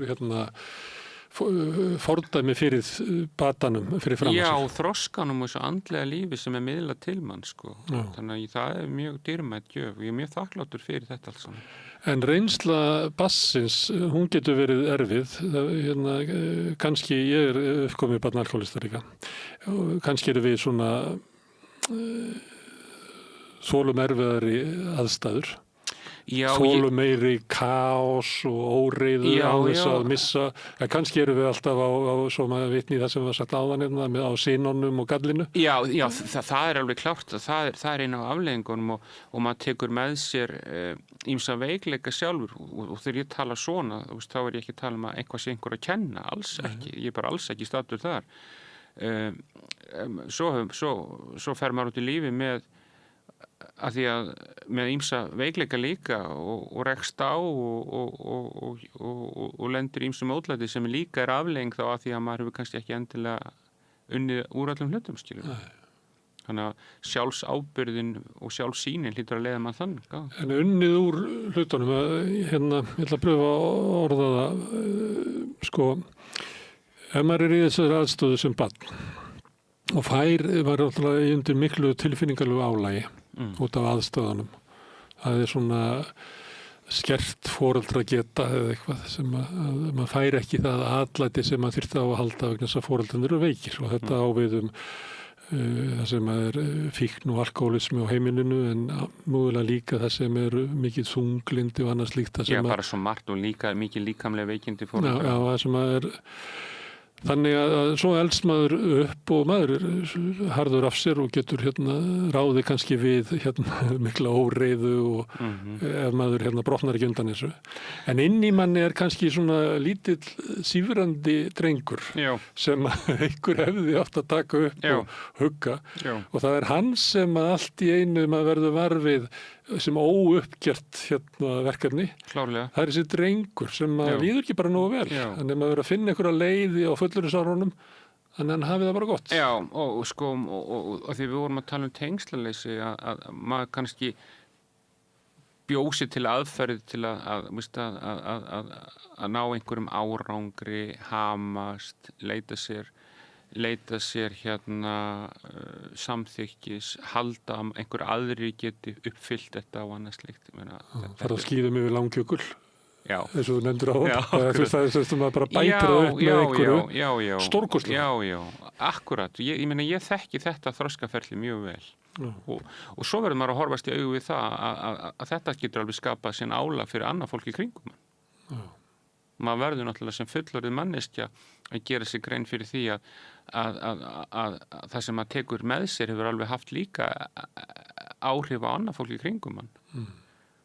Þannig að ég er svo hrifinn af þessari sjálfsvinnu sem gengur út á það að gangast við bæði sársauka en líka að breyskleikum, sko. Sínum, já, eigin breyskleikum. Svo við hjálpa manni líka kannski að lifa í mannfélaginu þar sem við erum öll breysk. Það ger ekki kröfur að allir séu fullkomnir. Nei, og það finnst mér svo svakalega mikil gjöf sem maður hefur fengið með árunum að mér sko skilningur manns á fólki og hvernig það talar og gerir og mistökum allt þetta. Mér er svo gott að sjá að þetta er ég, sko. Og það er svo heillandi, finnst mér að þegar maður að því skömmin í okkur, hún verður svo rík því að aðgreina okkur frá öðru fólki og sjá það sem er að hjá öðrum en ekki sjálfum sér. Varst þú með skömm út af heimilinu, út af alkoholisma eða út af aðstæðum? Þetta tala um það eða þetta tala bara um almenna skömm? Já, þetta verður til í einhverju svona samhengi að hluta til og maður lærir hana og maður erfir hana en já, ég meina þetta er alveg tilfinning sem ég hef þurft að skoða mjög gaumgæfilega í mínu lífi. Og kannski uppkomin börn alkoholista eða börn sem alast upp við sambærilegar aðstæður út af skömminni að þá viljaðu kannski vera fullkomin. Já, ég gleymd, já. Stífari kröfur á sjálfa sig. Já, ég þekki það. Ég meina fullkonar árátta er keyrið á ótta og skömm. Ég þekki þá tilfinningu mjög vel. Eða þá hegðan mjög vel. Að ég hugsa alltaf sko, tilfinning varnarhættir hegðan sko. Tilfinning varnarhættir hegðan. Og þegar ég sé oft mikið afreksfólk sem stígur fram og bara frábært og stórkostlegt en ég veit að stundum er mikill sársauki þarna undir. Já, sem að keyrir áfram. Já. Og ég sé þetta ekki sem einhverja pathológi eða eitthvað hræðilegt. Þetta er bara svo áhugaverð, bara stúdía mannin. Þetta er bara hluti af þroskaferlinu og hvernig við erum. En ég tek eftir því að svona meðaldra kallar eins og ég og þú erum sækja meir í það núna að vinna í þessum hlutum, sko.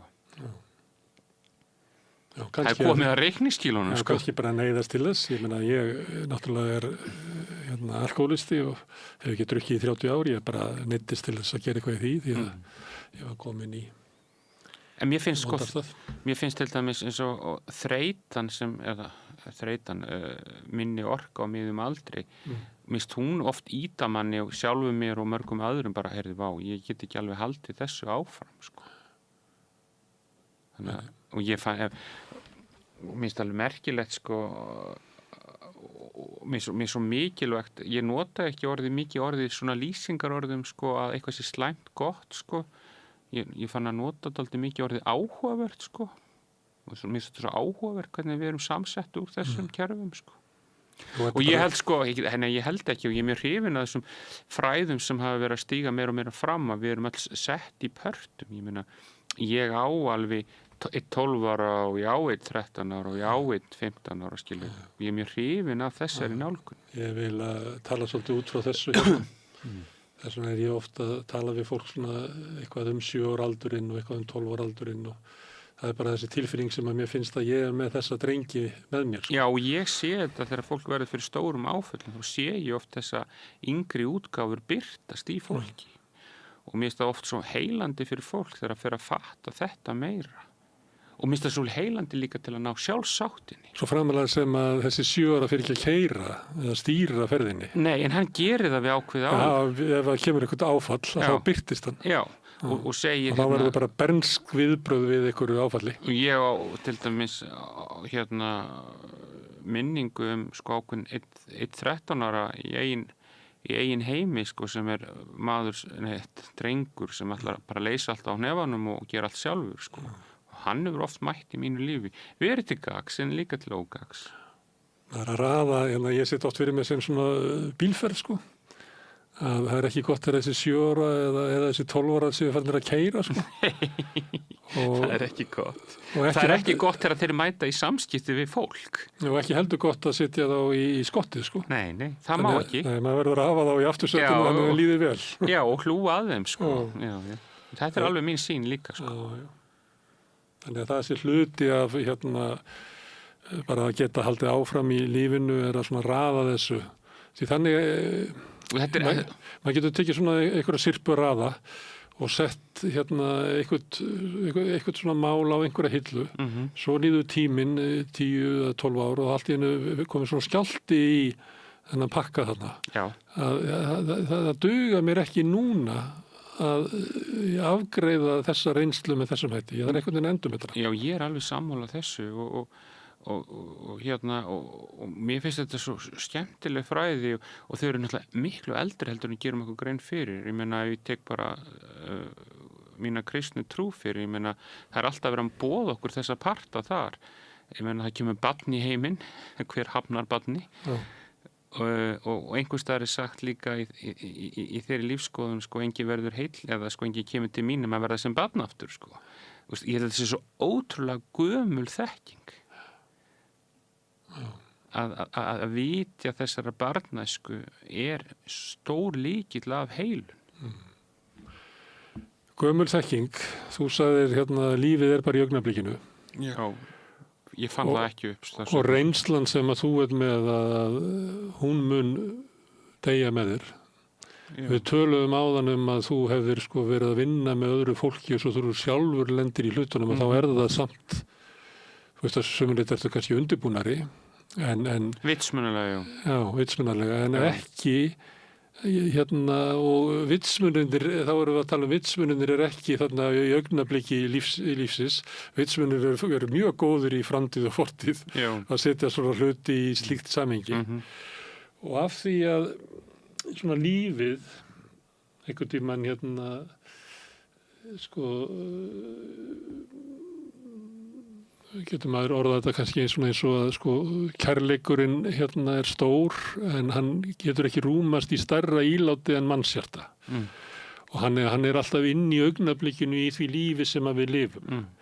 Og þar að leiðandi svo stór hluti af þeirri visku sem að liggur í lífinu sem að maður ættir ekkert að vera að hissa yfir. Að við erum nákvæmlega á sama stað og fólk fyrir 2000 árum og 4000 árum. Algjörlega. Vegna þess að raunverulega þetta getur ekki. Þetta verður enga, þú veist, Gutenberg bjargar því ekki til þess að flytjast áfram. Nei.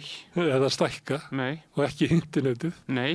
Og ekki gervigreinar. Alls ekki. Þannig að við sittum bara uppi með að vinna úr þessu sko mannshjarta og þessari upplifun og aðlast einhverja visku á þeim stað sem að síðan deyr með okkur. Já.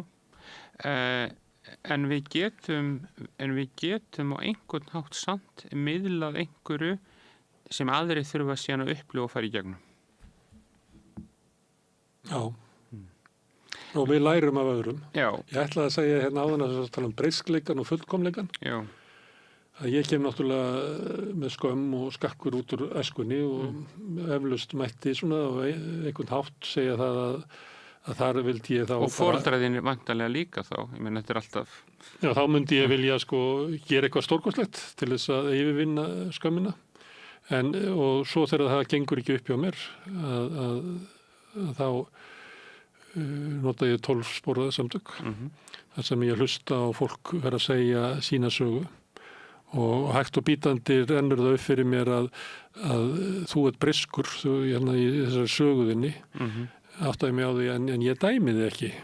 Nei. Ég bara gerði það ekki. En á endanum sitja allir í herbygginu og ég fyrirgef öllum briskleika sinn nema einu manni og það er ég sem að ég er ennþá með kröfundur á og það er ekki nema í gegnum sko tengslu annað fólk að maður hefur möguleika á því að fyrirgefa sjálfum sér breyskleikan. Já, og sem dýfkar held ég mjög mikið þegar við förum og áttum okkur á því að það eru litlir menn í líf okkar sem hafa oft stýrt ferðinni og þeir gátt ekki betur. Já, eins og maður sér það í öðru fólki. Þetta er svona svipað voru að tala áður samtalið, að það er eiginlega upplifun á kannski þjáningu eða lífsferli annara sem hjálpar manni, þetta, ég segi þetta alltaf en upphafi að hjálpa ekki okkur færi á að spegla okkur í viðkomandi. Já. Ég hef mikið trú á þeim mætti að ég held að það var verið að tala um það að við þótt að það degi með okkur öll viska sem við höfum að þá getum við eftir sem áður með einhverjum hætti miðlaðinni. Já, algjörlega en ég held sko að við förum aftur inn í samtali milli tveggja eða fleiri aðila að það er að ég held nú að nánari kynni við mannuski leiðir okkur þangað að hún er ég og þú og hún er sko ég er hún og hún er ég sko innst inni erum við eitt sko. Samt erum við ólík. En það held ég sé aðalega bara birtingamyndirnar.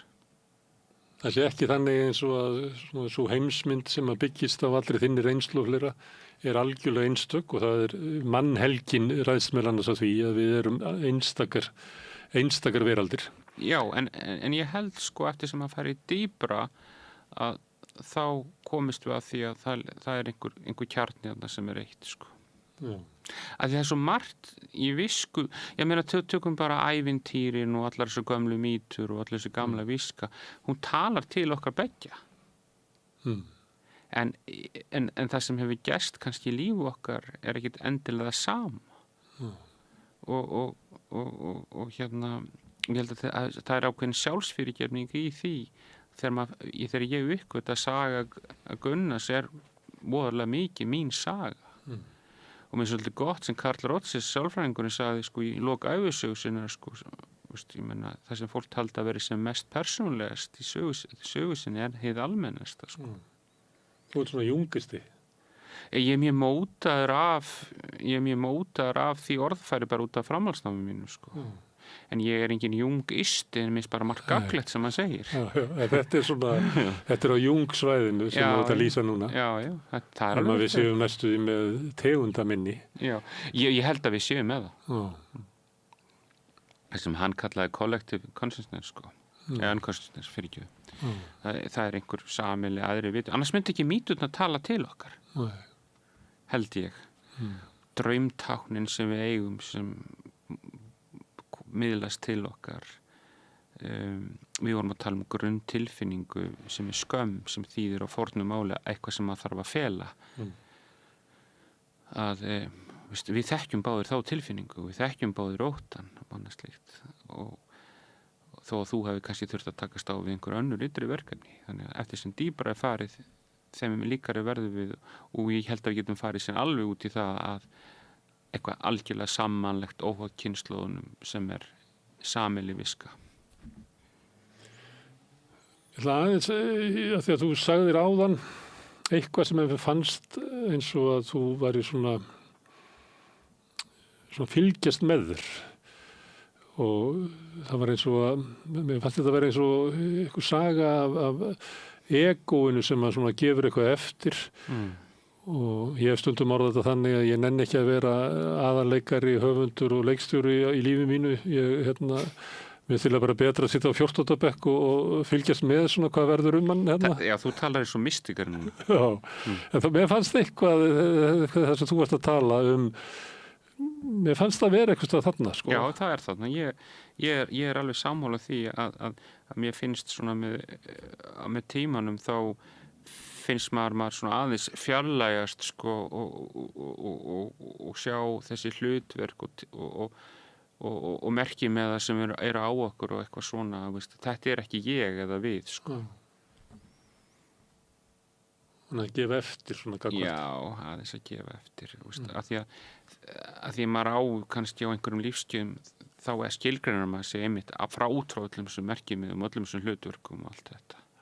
Og ég held að þjáningin getur einmitt leitt maður svolítið á það að maður svona sest á 14. eða 15. bekk og horfir á leikverkið sem maður hefur oft haldið að væri lífið. Já. Og þú ert þarna á sviðinu og bregst svona við og já, gaman að sjá það, hvernig að bregst við. Þetta finnst mér mjög skemmtileg mynd. Já, þannig að en þetta kallað mystík, sko. Þetta kallað mystík, þess að vitundin svona flakkar aðeins. Já. Herðu, eitt sem að ég spyr alla að hérna þegar þú varst að annast upplifður og þú værir hérna velkomin og elskaður. Já, það gerði ég. Það gerði ég sannarlega, þó ýmislegt væri ófullkomið og ég upplifði sko bæði elsku frá fólki og náttúrunni. Og ég upplifði þannig elsku að fólk vildi mér mjög vel og ég upplifði elsku það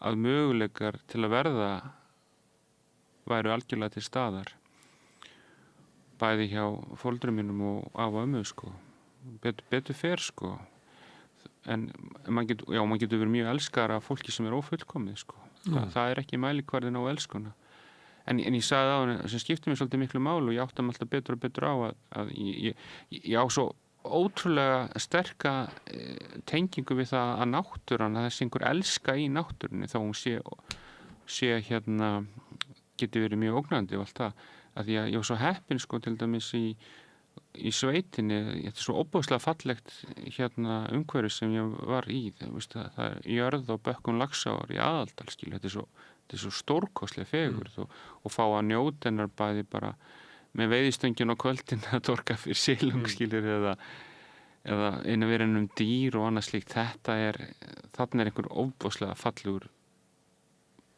fallegur þráður. Og þarna ertu í augnablikinu? Já, og ég held til dæmis að mjög mikið að minni svona trúarlegu upplifunum eða trúarlegu upplifun komi mikið úr þessu. Hvenær hérna fannstu Guð? Skiptir hann máli í lífinu? Mjög miklu máli. Meira og meira sko. Það er ég ákvað að læra að verða prestur þegar ég var 20 eftir menntaskóla fór í Skógarhögg í Danmörku í 1 ár og þá fór að sækja á mig en ég náttúrulega hafði glímt við alltaf mikla tilvistalega spurningar en ég hefði alls ekki gengist við því að það veri Guð sko en það var einhvern svona trúalegt ferðalag örugglega en ég einhvern veginn fann fyrir einhverju svona mjög sterkum andlegum þræði þarna 20 sko bara einmitt í Danmörku sko einhvern veginn fór eftir menntaskólan fór frá fjölskyldum minni fekk einhvern veginn tíma að huglega lífið kom öllum ég var mikið óvart að ég myndi fara þessa leið og ég var mjög óörgur með hana framan af fann einhvern veginn mjög sterkar löngun að ef ég yrði prestur þá myndi ég fara að vinna kringum sjúkrahús langaði það strax var ótrúlega lánsaði með það að ég gat unnið sem lögreglumaður í Reykjavík með öllu náminu sem var mjög þroskandi fyrir rúmlega 20 mann gríðalegu skóli sko sem ég hafði mjög gott af og fyrir gegnum þetta nám ég hef aldrei verið þannig trúar að ég viti allt sko og það hefur ekki verið mín trú ég er alinn bara upp í þessu hefðbundna íslenska trúar lífið sem allt er opið sko sem mér finnst mjög gott að það sé bakgrunnum minn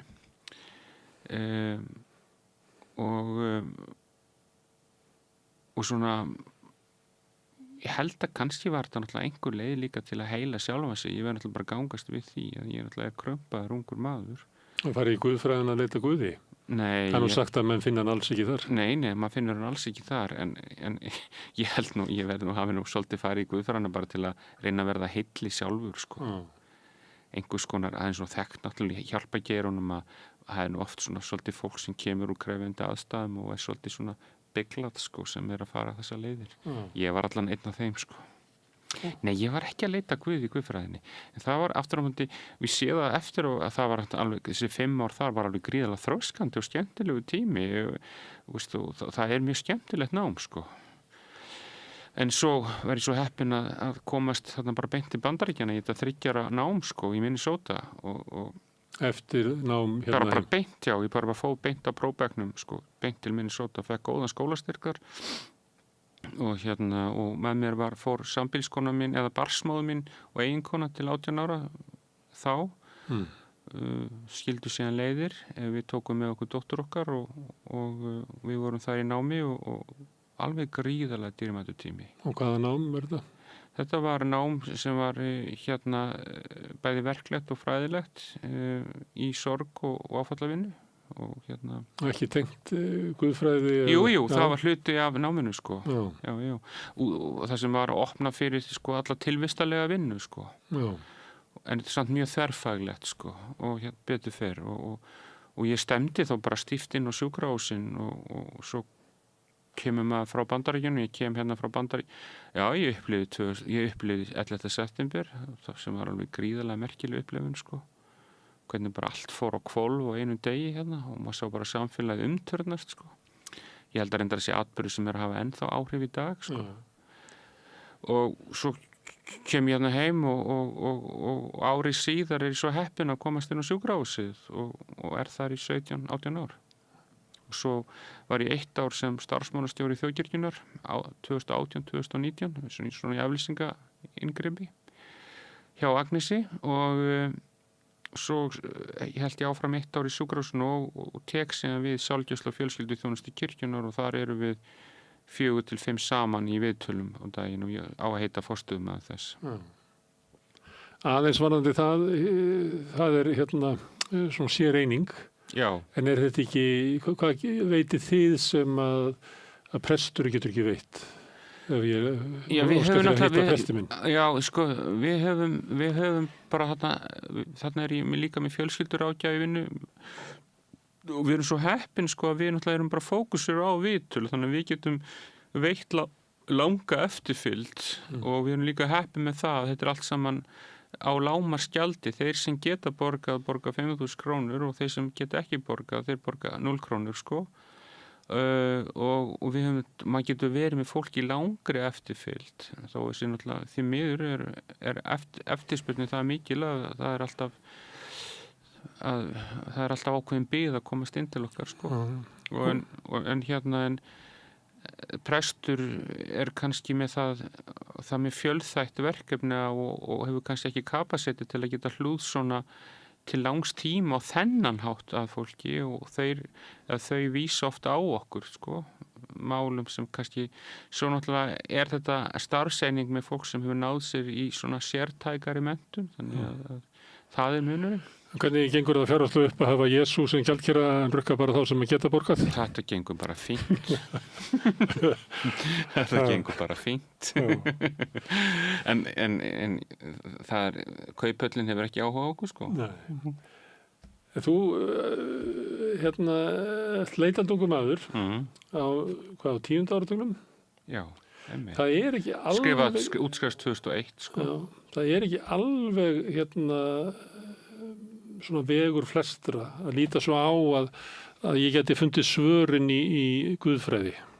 Þó svo að miða við það sem vorum að tala áðan að við svona breytumst ekki og svona að það finnst mér stundum, og kannski er ég að spyrja þau út frá því, að við sem svona samfélag eru svolítið blind fyrir því að kannski það mest sem að hefur, eða það sem að lengst af hefur verið skrifað og svona haldið utanum svona tilraunum til þess að skilja mannin og stöðu hans í heiminum og svona, er innan guðfræðinnar. Þannig ef að þú vilt ekki fara inn í þá hurð, þá náttúrulega missur þú kannski af ansi stóru hluta af svona leit mannsins að sjálfum sér, sem er varðveitt þar. Þannig að ég vilt bara alls ekki trúa og getur ekki trúað, þá myndi ég samt ráðleggja manni að fara inn þessa dyr. Já, sko, algjörlega, og betur fyrir hafa einhverju átt að segja á því, sko, en að sko orðið guðfræði er þeológía, gríska orðið sem þýðir reynsla manna af Guði.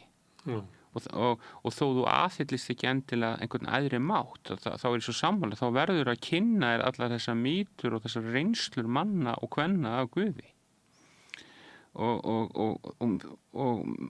og svona námsferðalag er mjög skemmtilegt alveg óháð því hvaða lífsskoðun þú aðhyllist síðan. En þú vissir þetta ekki að það var stýtur? Nei. Ég er eins og velta fyrir mér af hverju ákvæmst að fara. Ég held að það hafi heillað mig preststarfið sem hlúir að fólki í nánd. En hvað hafður séð það? Það har alltaf verið talað virðingu það í mínu uppeldi. Já. Ég hafði kynst líka prestum eins og honum Árnaberg, bróðir Karls biskup, sem ég bar mjög mikla virðingu fyrir. Svo lagði ég af stað í námið og þá kynntist ég til dæmis Sigfinni og hvernig hann setti fram hlutuna. Þannig að hann er áhrifaríkur maður, það er heppið fólk sem að kynnist honum. Alveg, sko, það er náttúrulega bara stórkostlegu maður og sem hefur bara klínt svo fallega við lífið og skrifað mikið og gert mikið. Og hann náttúrulega kynni við slíkan mann jók ennþá frekar áhuga minn, sko. Það var þessi glíma við, sko, alvarlegustu atburðuna sem heillaði mig. Ég sá mig aldrei neitt sérstaklega mikið fyrir sem sóknarprest eða annað slíkt. Þó maður hafa voruð að sinna þeim hluturkum líka. Við erum búin að jarða gríðarlega fjölda fólki sem hefur þá verið oft meirki þá bara í samingi við vinnuna slíkt. Og það mætti segja svona sína þú mentar þig til þessara starfa. Já. Og svo fórstu bara til starfa. Já. Og sýndir þínu starfi. Já, og hef gert í 23 ár. Já. Og það er ekki fyrir en að þú farið mikil áföll í þínu eigin lífi og missir nokkra sílendra og þú sest niður og ferð að skrifa. Nei, það er af hlýðni. Þetta var sagt að gera það. Já, mér var sagt að gera það og ég er mér þakklátur að hafa gert það. Hvað sem svo gerist, það veit ég ekki. En þú ert kristinn? Já. Andlega leitandi kristinn maður. Ber mjög mikla virðingu fyrir öðrum hefðum og annar leit. En hvaða gildi hefur Jesú Kristur? Er hann fyrirmynd? Nei. Þú getur ekki... Hann er miklu meira en fyrirmynd fyrir mér persónulega. Auðvitað er hann ákveðin fyrirmynd. En hann er líka ákveðin raunveruleiki sem ég upplifi, sko. Hann er ákveðin veruleiki, hann er ákveðin kraftur og mér finnst hann, sko, sagan hans er saga sem alltaf að gerast. Þú varst að tala helling upprissu áðan. Upprissu fólks. Og mér finnst saga Krists bara alltaf að gerast, sko. Og er hann að störfum? Já, hann er að störfum. Það er ekki bara að hann sagði eitthvað og gerði eitthvað hann og svo hríslast þetta. Hann er ekki lífsspekingur í mínum huga. Hann er veruleiki. Hann er raunverulega... Já. Og stu mér, að því þú sagðir áðan, sem var svo ótrúlega flott hjá þér, fannst mér, þú varst að lýsa, sko, veruleikanum sem verður til í samtalinu sem er eitthvað miklu starra heldur en einstaklingarnir. Mér finnst þú vera að vísa svolítið í þann veruleika eins og ég upplifi Krist. Jú, hann segir það sem tveir eru saman konu, það er hann mitt á meðal í hans nafni, sko. Og þetta er það mikill veruleiki fyrir mér að mér finnst svo stórkostlegt, sko, og ætla ég nú ekki að blanda mér í þann hóp, en það var stigið fram einstaklingar í mannkynssögunni sem segjast, sko, hér stendi og get ekki annað, sko, þeir eru boðberar breytinga og líf þeirra bara í húfi, sko, en það er sama hvað þeir halda áfram. Þetta er Kristur að störfum í mínum huga. Martin Luther King, gott dæmi, Bonhoeffer í Þriðaríkjunni og annað slíkt.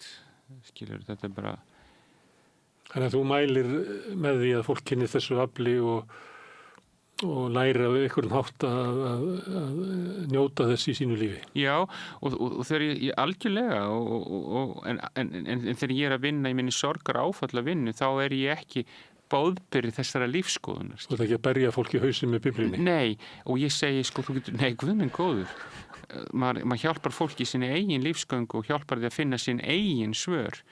Þó ég eigi þetta persónulega svar fyrir mig. Og það annað þessu líka að mér finnst mjög dýrmætt að fólk getur gengið og kynst þessu afli á þess að afneita og hafna sinni eigin andlegu andlegu leit og það sem það að kanna og skoða. Þetta ekki andstæða þess. Ég veit ekki hvort að ég megi það, en ég ætla aðeins að draga pólitík inn í þetta.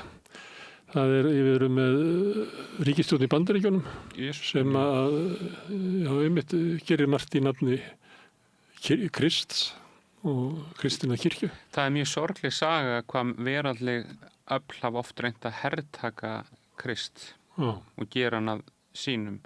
Og við erum náttúrulega nýbúin að vera að vitna að þessu, þetta náttúrulega bara alveg hræðilegt. Þetta hefur gerst í mjög mörgum alræðisríkjum, skilur. Ég meina, Franko bara harður kaþólikki. Það var í Þriðja ríki tók kirkjuna gíslingu, sko. Og svo hafa einhverjir öfga aðilar bara sagt að Kristur væri þetta, hann væri þessi ismi og þetta. Þetta náttúrulega óbúslega sorgleg saga, en þeim betur fyrr hafa staðið upp aðilar og sagt nei, Kristur eitthvað allt annað en þið. Og ég er mjög glaður með það í Bandaríkjunum hafa stíð upp trúarleitar og sagt, heyrðu, þú ert bara alveg á villigötunum minni. Samanbúrið bara biskupinn á innsetningadaginn hans. Nú, svo hef ég aðeins fylgst með því að til dæmis núna að herrprestar í Bandaríkjunum hafa sagt þetta stríði ósiðlegt. Þannig ég fagna því að það eru öfl sem stígu upp, en Guð minn góður, hvað sorglegt að horfa á þessa tilraun til að herrtaka þennan fátæka mann frá Nasaret. Þú lærðir í Bandaríkjunum? Já. Það ekki væntuðu líklega, eins og allir sem hafa dvalið þar? Já, Hvar varstu í Bandaríkjunum? Ég var í Minnesota. Já. Það miðvesturíki Bandaríkjanna. Skandinavar bara... Jú, þetta allt Jörgenar og Jensenar, sko. Og Danir, Normenn. Ég ekki bara Trump með ágæti stöðu þarna? Jú, ekki akkurat núna. En hann fekk fylgjarni í kosningunum, en núna hefur Minnesota verið mjög mikil... Þeir eiginlega bruta niður. Já, mikil andstöðu við hann og ég var með þetta frétta því að það eru margir Minnesota-búar sem hafa tekið sér til og falið fólk fyrir þessu ömulega gestabófyrirbæri sem fór hérna daginn. Og ég hef ekki kynnst til dæmis einlægur og betra fólki, ég er að tala maður og mann núna, sko. Og þessi svona leiðilega sýn sem birtist okkur núna af Bandaríkjunum svo fjarri því sem ég kynntist meðal almennings og vera námsmaður hjá þeim í háskóla, það bara stórkostlega lífsreynsla, vilji til að hjálpa manni peningalega, ótrúlega metnaði fyrir manns hönd, kennara legðu þessi, það var eins og manns eigin árangur verið þeirra árangur, sko. Og lifandi samfélag. Já, og þessi ómenntaði þröngsýni Bandaríkjamaður, það var ekki fólk sem ég var í samskiptum við, en ég veit þetta alveg til. Og þannig þessi gamli frasi sem það besta og versta, ég held að það sé ekki alveg fjarri lagi, sko. Og annað sem var svo fallegt sem maður kynntist þarna, það var svo mikið af fólki sem var persónulega ábyrgt fyrir einhverju velfarnaði fólk, sko, persónulegt félagskerfi, sko. Því að formlega kerfið veikara þar. Já, miklu veikara, þó þessi skárra í Minnesota heldur margt annað, sko. Þetta stundum þetta birtist stundum svona vangaveltur þetta að hvort við missum þetta að við virku þáttöku almennings með því að búa til kerfin. Já, sko, það til rannsóknarkerfi, rannsóknir sem hafa kallað hinn góði samveri sem hafa sýnt, sko, að lönd sem hafa mjög háþróa félagslegt kerfi, blessunulega, að hafa sýnt sig að einstaklingarnir hafa verið sett upp einhver svona sautusk eða gerfi neyð hjá einstakling, sko, að margir sem ganga fram hjá því í þessum félagslegu kerfin sem orðin háþróu því að kerfið grípur alltaf, sko. Auðvitað ég veit ekki skipta á því og félagslega kerfinu en þetta alveg umhugsunarefni fyrir okkur kannski að við getum orðið ónæm fyrir náungunum, sko.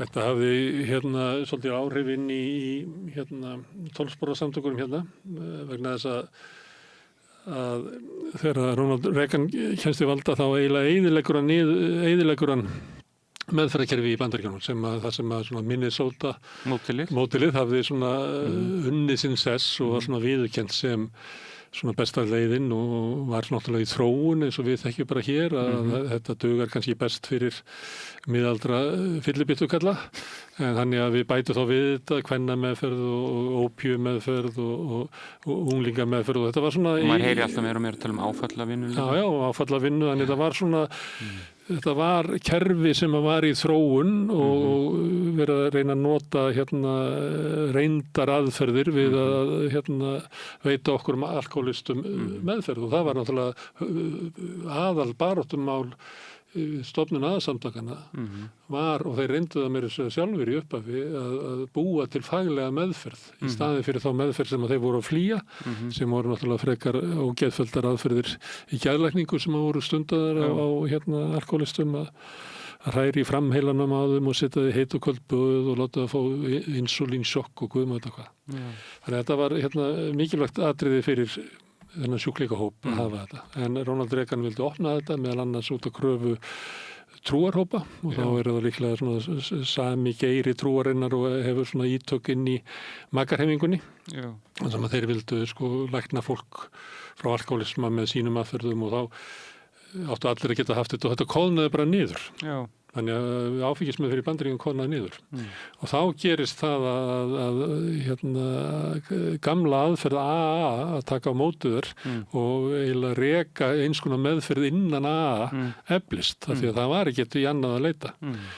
Áhrifin að þessu komur svolítið til Íslands þar sem að maður verður að segja við verðum að hafa AA eins og það var í gamla daga þar sem að við bara við eigum ekki að vera þannig að segja nei farðu bara upp á Vog þannig að við eigum að þannig höldum við lífi í AA og þannig að það er annars verður með að hvernig á AA að lifa það sem er velferðarþjónusta og það sem er aðgangur að heilbrigðisþjónustu fyrir þennan hóp eða átt að fara yfir í að sinna öllum undir brúnni þar sem að samfélagi hefur raunverulega hafnað sjúklingahópnum og það sé raunverulega þeir sem hafa reyndað og kynst í það er náttúrulega miklu öflugra heldur en þetta föla Scandinavian Pain sem að vinna nú í Ragnar Kjartansson listamann að það verður svo fullt allt hjá okkur en ef þú ættir að velja þá myndur þú velja að vera með kerfin sem að grípa okkur.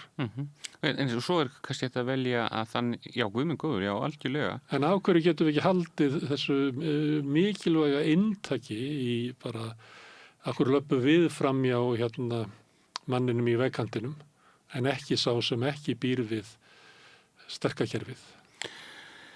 Já, mín skoðun og reynsla er svo að ég hef aldrei kynst manneskju sem þroskast andlega nema út af þjáningu. Ég hef aldrei kynst manni sem sest á móti fagall og segir ég er í svo miklu toppmálum en langar að fara að vinna í mér.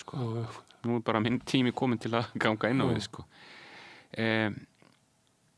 Ég held kannski að það má alveg spyrja og ég er ekki að segja að ég viti þetta en kannski þarf að vera meira jafnvægi á milli, kannski má kerfi ekki verða of kannski þarf, er þetta einhver termometri sem maður þarf aðeins að lækka stundum og þannig að hitt rís upp, kannski er þetta 2 súlur sem tala svoleiðis saman, ég veit það ekki En þá þyrftum við svo sem að endurskoða öll kerfin okkar því það er ekki bara við þetta er við þetta er náttúrulega svona í umönnun aldraðra sem er að mikið til inn í hinu óformlega hjálparneti og þeir sem ekki hafa tengslin lenda þau í vanda.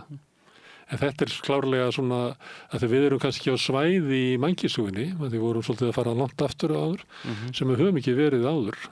Segir sér sjálft. Blessunarlega myndi eitthvað segja. Já, það er svo margt í umhverfi okkar núna sem við höfum enga reynslu af. Herðu, eitt einkenni af hjartabilun sem við erum báðir að glíma við. Já, bíluð hjartu hérna. Bíluð hjarta. Trúir það að hjartað sé svona, einhver sagði við mig að þetta var ástarvöðin? Já, ég held að það talaði með enskri tungu heartbreak og þannig bara búið sannað að tilfinningalegt áfall getur valdið hjartaáfalli. Já, það til heartbreak syndrom. Já.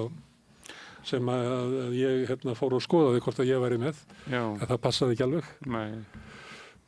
Já, ég held að ekkert ég meina tilfinningar búa í líkamanum okkar og áfallafræðin að kenna það betur og betur og þau búa í líkamanum okkar og hafa áhrif á okkur. Ég meina, ég hef alveg talað við fólk sem hefur sagt við mig að þegar það hefur veikst af alvarlegum sjúkdóm, það setur það sjálft í beint í samhengi við einhver alvarleg áföll og heilsuleysi kjölfar þeirra. Já, ég trúi því. Ég get séð þetta hjá sjálfum mér af því að ég skrifa svolítið og ég get séð að það svona tótt sem að kemur inn og ég veit ekki, þú veist, varð hann þess valdur að hjartað brást eða er tónnin tjáning á því að hjartað sé brostið? Já, ég allan að tólkaði bara fyrir mig persónulega. Ég held að svona ýmislegt mótlæti og ýmislegt þjáning hafi haft áhrif á veikindi, sko. En þau olluðum ekki. Þau eru ekki orsökin af því, en þau hafa haft áhrif. En ég spurði að því að eitt af einkennunum að maður gengur ekki alveg á fullu og þú gengur ekki alveg á fullu. Nei, er það þreyttur? Nei. Ég finnst þú mjög skemmtilegur. Mér líður mjög vel hérna. Þetta, veist, svona spjall, hvort sem það er fyrir aðra eða ekki, þetta er bara svo nærandi. Þetta er svo gott. Af því að það verður að opna inn á allskyns herbergi hugskotum sem maður kannski ekkert með alltaf opinn og þetta er gönguferð, svona samtalir gönguferð og þú sér þetta og ég sér þetta og þetta er stórkostlegt. Þegar þú horfir þú fram? Nei, ekki. Velturðu fyrir þér hvar þú verður eftir 5 ára? Nei. Það er bara... Gerður það áður eða var fyrir... Já. Algjörlega. Nei, ég geri það ekki. Ég hef stundum haft áhyggjur af því mér. Já, en er það þannig, er það svona kalkulasjón út frá veikindum þínum að ég meina ég er með mjög alvarlega hjartveiki og ég meina það er bara hærri dánatíðni miklu hærri. Og ég meina ég er með svo alvarlega veiki að kannski er það bara óraunhæft að ég sé bara fjörgamall kall einhvers staðar 93 ára gamall. Það er bara hvarflar ekki að mér, ég verði það. Nei. En ég hugsa ekki mikið um það. Og ekki þannig að þú sért einhvern veginn hræddur við hugsun. Það hefur alveg gerst, en það er ekki algengt. Þú er unnið hérna, þegar nú erum við næstu farin að tala um dauðan. Þannig að þú er unnið svo nálagt dauðanum. Hvað í veröldin er það eiginlega? Ég er ekki nokkrum vafum það að það er umbreyting á lífinu og það er ekki nokkur vaf á því í mínum huga að lífið endar ekki þar. En lífið, þú sagðir að við værum kannski saminuð öll einhvers staðar. Þannig að þú gæti þá sem einstaklingur sokkið niður og saminast bara lífinu almennt sem að líffræðingur gæti raunverulega sagt að það verður okkur. Að við umbreytust. Það er samt... En þú ert að tala um að vitund þín, lifið af. Já. En ég bara ætla ekki að voga mér og fara að útskýra fyrir þér hvernig það er, því ég bara veit það ekki. En ég er ekki nokkur, sko það er ekki, ég trú ekki á líf eftir döðan, ég bara veit það er. Og því ég er bara oft búin að vera að vitna því að þegar fólk er deyjandi, það er í einhver annars konar skynjunum, það er í samskiptum við þá sem eru farnir og undan þeim, segir skrýtna hluti. Veistu, þannig að það þarf ekki einu sinni að ræða þetta við mig. En ég ætla ekki að þvinga þau upp á þig. Þegar að, Og fyrir ekki að ég bara hef líka svo oft talað við fólk sem hefur orðið fyrir sem kallar NDE, sko, Near Death Experience, sko. Og það er bara því líkar upplifunir sem fólk hefur orðið fyrir. Og þannig að bara... Skemmtilegur en hjá þér, þar sem hún lást bara í einhverjum helli í Tíbet. Hann var fínt, hálfveikur og kaldur. Já, það var svo gott fólk að hugsa um mig, sko. Og það var svo fallegt ljósið það líka. En það er bara, það er ekki trúið mín sem sannfærir mig um þetta. Það er bara reynsla mín að vinna kringum döðan sem sannfærir mig um þetta. Þegar mamma dó á tíræðisaldri, södd lífdaga eins og sagt er. Já. Og hún fekk svona heilabilun og varð svolítið svona óörugg eins og gerist með fólk sem hefur ekki alveg tök á, þú veist, og lokaði sig svona svolítið endanum svona inn í herberginu og var svolítið svona hrædd. En svo var einhver annar heimur sem að hún tengdist að þegar ég kom í heimsókn og það svo, nei, hittur Gunnar bróðir og hann löngu farinn sko. Og svo talaði hann hérna fólki sem hún ólst upp með á Austurgötunni í Hafnarfirði sem að svona í hennar lífi var svolítið svona the good old times. Já. Það var hérna, hún talaði alltaf sko stórkostlega fallega um æsku sína. Já. Um foreldrana og æsku heimilið og að sumu leyti vegna þess að hún verður kannski fyrir svona áföllum í ævinni. En þetta eiginlega svona og eftir því sem að hérna hún var í þessu ástandi lengur. Því dýpra fór hún inni á æskuheimilið. Og hún talaði um móður sína og föður bara eins og þau var á lífi, eins og þú varst að lýsa á það, þessum er ég að segja frá þessu. Og ég satt og hugsaði hérna og svo náttúrulega vissi hún ekki alveg á hvaða aldur hún var og tíminn og hvar við værum og svo hissa á að hérna, einn bróðurinn væri orðin kall. Það var bara fyrir henni ennþá bara lítið barn. Já. Og ég hugsaði að fólk sem hefur sittið á svona dánabeði og hlustað á hérna, þessi einkenni sem að ég út frá svona raun hugsun minni segja þessi einkenni heilabilunar. Það sem að bara rugglast í minnið, það sem að skammtíma minni og langtíma minni og svona hrærist. Það ekki furða þótt að fólk trúi á lífið til dauðan. Því þetta hljómaði bara eins og mamma væri á leiðinni til fólksins sem að hérna, hún elskaði og elskaði hana og þau væru bara öll að bíða eftir að taka á mótinni. Þannig að þú hefur sittið við svona dánarbörn Mörgusum. og þú upplifir að þetta er bara raunveruleikinn. Þetta er það sem er að fara að gerast. Já. Mamma er að fara yfir fljótið og þar kemur amma og afi og Gunni dó og faðmanna. Þetta er reynsla kynslóðana, allra menninga. Þetta er þessar reynslur, og það er bara verið sýnt fram á það, eru óháð menningu. Það eru óháð trúarbrögðum. Og lýsingarnar á þeim fyrirbærum sem er í gangi eru líkar og þá hafa einhverjir sem hafa viljað burtskýra þetta sagt, já, þetta er súrefni skortur heilans og það er að verða einhver sammannleg fyrirbæri. En þau hafa aldrei og fullt af læknum hafa mitt bara kommentar á það að hafa bara sagt, þau geta ekki útskýrt það hvað eru margar reynslur þar sem fólk á skynjun fyrir utan sig, horfir á sig, lýsir því í smáatrinu rétt og fullt af fagfólki og staðfesta sem þeir að segja.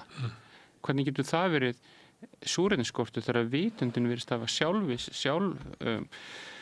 sjálfstæða upplifun á því utan líkamanns, lýsir læknisingripum, lýsir fólki sem er á staðunum, lýsir öllu smáatriðum. Hvernig ætlaði þessi að útskýra þetta?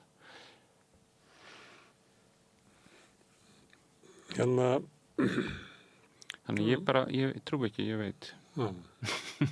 Ég er með ákveðna tegund af flogaveiki sem að veldur svona svolítið færslu í vitund bæði svona eins og vitundin færist. Ég var ekkert að lýsa þessu fyrir taugalækni og hann vildi endilega gefa mér bara róandi líf og hann fannst þetta svo skelfilegt en ég lifi ágætlega við þetta.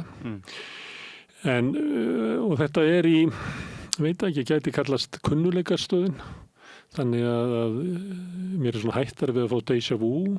Já. Og ég þegar ég kom út úr áfengismeðferð að þá að ég hafði áður farið í meðferð og það hafði ekki gengið og ég hafði verið svona, það var eitthvað kalt sem ég reyndi að gera allt rétt. Ég held að Kierkegaard kalli þetta að lifa svona borgaralegu lífi held ég að kalli það. Þú veist maður bara stendur sína plikt, borgar sína skatt og skuldir, gerir allt sem að ég á að gera. Leiðilegu hversdagsleiki. Þannig að ég þotnaði upp. Þannig þegar ég reyni aftur og hugsaði þessi svo að ég verði að finna eitthvað svona andlegan botn í mínu lífi. Og að því ég nefndi Kierkegaard og þá ég lána hús á Eyrarbakka og gekk eftir fjörunni 3 á dag. Og læri það náttúrulega að hún er aldrei eins. Þú nefndir hann að hvernig sjórinn leggst yfir fjörusandinn og bara mér sér litirnir, svarti litur sem að kemur, hann er aldrei eins. og fuglarnir hegða sér aldrei eins og sjórinn eru vel aldrei eins, þannig að ég svona smátt og smátt að læra það að ég lifi einhvern veginn í svona síkvikum heimi sem til mótvægis við þennan fasta heima sem að það er að gera allt rétt sem eiginlega svona ferkantaður, en þannig svona lifandi heimur sem síkvikur. Og einhverju sinni þegar ég að labba fram í áttina Eyrarbakka tilbaka, fram hjá Litlahrauni, þá horfi ég yfir í áttina að Þorlákshöfn og allt í einu þá bara renn ég saman við Alnessjötuna og átta mig á því að ég í það sama og sjórinn og fjallið, og fjallið ekkert annað heldur en bara mjög mikið af einhverjum svona sandkornum eða eitthvað, en ég líka þetta. Og að því við vorum áðan að tala svona skömmina og koma inn í þennan, þá kemur þessi sterka tilfinning við að ég eigi heima í heiminum. Þetta heimurinn minn. Ég er elskaður og velkomin inn í þennan heim. Þetta mjög sterk reynsla. Minnst þú að vera lýsa trúalegri reynslu? Já, þetta svona, ég held aðeins áfram með söguna. Og þetta verður mér bara ótrúlega mikilvægt og þess vegna var ég til þess áðan að tala það sem maður þarf að elta og varðveita reynsluna. Það er svolítið svona kúnst að finna hvað ég ætla að gera við þennan raunveruleika sem sterkasti raunveruleiki sem ég hef upplifað inn í hversdeginum á mánudeginum og þriðjudeginum og miðgudeginum. Hvernig ætla ég láta þennan sannleika hafa eitthvað svona áhrif og mótandi áhrif á mitt líf og mína persónu. Herðu, síðan líður tíminn. Ég að vinna á S.A. og að búið með vinnudag og það er svona eitthvað svona átök það var þarna á tímabili á sínunum og gallinu. Duglegi strákurinn kominn þarna, þó að reynsla mín segir mér að ég verð að passa mig á því að gera þetta ekki. Það er engin velun inn í þessu. Þannig að ég í svona smá, ég ekki alveg í góðu standi. Þannig ég að labba heim og svo finn ég bara svipað og við vorum að tala áðan að ég bara er svo þreglítill sko. Að minnst eins og ég sé bara sigurfall, þannig ég hringi í þáverandi konu mína og barnsmóður og segi, þú verður bara að sækja mig sko. Og hún kemur og vill svo til hún var á ferðinni og ég segi, ég verður bara að fara í bakari eða eitthvað. Ég verða að fá mig bara snúð eða vínabrauð eða eitthvað, því að ég er bara að hverfa. Og það vill svo til að við förum í Sandholt og Laugaveginum. Hún stoppar þarna einhvers staðar og ég stekk út og þegar ég kem að hurðinni þá sé ég ekki hurðahún. En þá opnar ykkur, þannig ég get skotið mér inn og kaupi vínabrauð. Og svo þarf ég aftur að bíða eftir ykkur annar opnu hurðina og svo labba ég út en þá finn ég ekki neitt sko, þá bara stend ég við ljósastur og þá kemur Aldalóa til mín og segir hvað er að það? Ég held ég sé bara að fá heilablóðfall. Þú voru að kæra mig upp á upp í Fossvog. Þannig ég fer og ég á leiðin ég að segja svona eins og ég sé tilfinningalaus í fótunum þannig að hún gæti sko endurtekið því ég held ég væri bara að fá eitthvað stórkostlegt áfall. Og við komum þarna inn og hún hleypur inn og bíllinn keyrður inn þar sem sjúkrabílarnir koma, það er opnu hurðin og þeir taka mig út og svo man ég ekkert meir. Þá fæ ég Grand Mal flog, bara að leiðu þau taka mig út. Svo vakna ég þarna inni í einhverju svona geymslu, það er ekki alltaf pláss fyrir alla inn í bráðavaktinni. Og ég horfi svona í kringum mig og ég sé það svona pakkar af svona eins og þvottahúsi.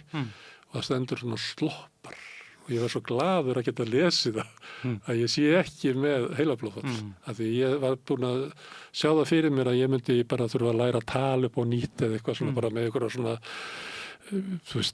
þann sem ekki vil lent í því hugmyndur hvað er heilablóðfall og þarna læri ég að ég er með flógaveiki og svo hægt og bítandi þá læri ég með gagnaveflarsflógaveiki og eitt af einkennum hennar að það slær út í kunnuleikarstöðinni.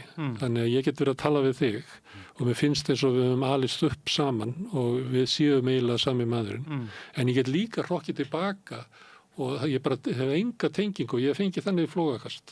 Að ég staddur, var í vinnunni og allt í einu horfi í kringum mig og ég veit hver þetta ég kann nafnið á honum. En það er engin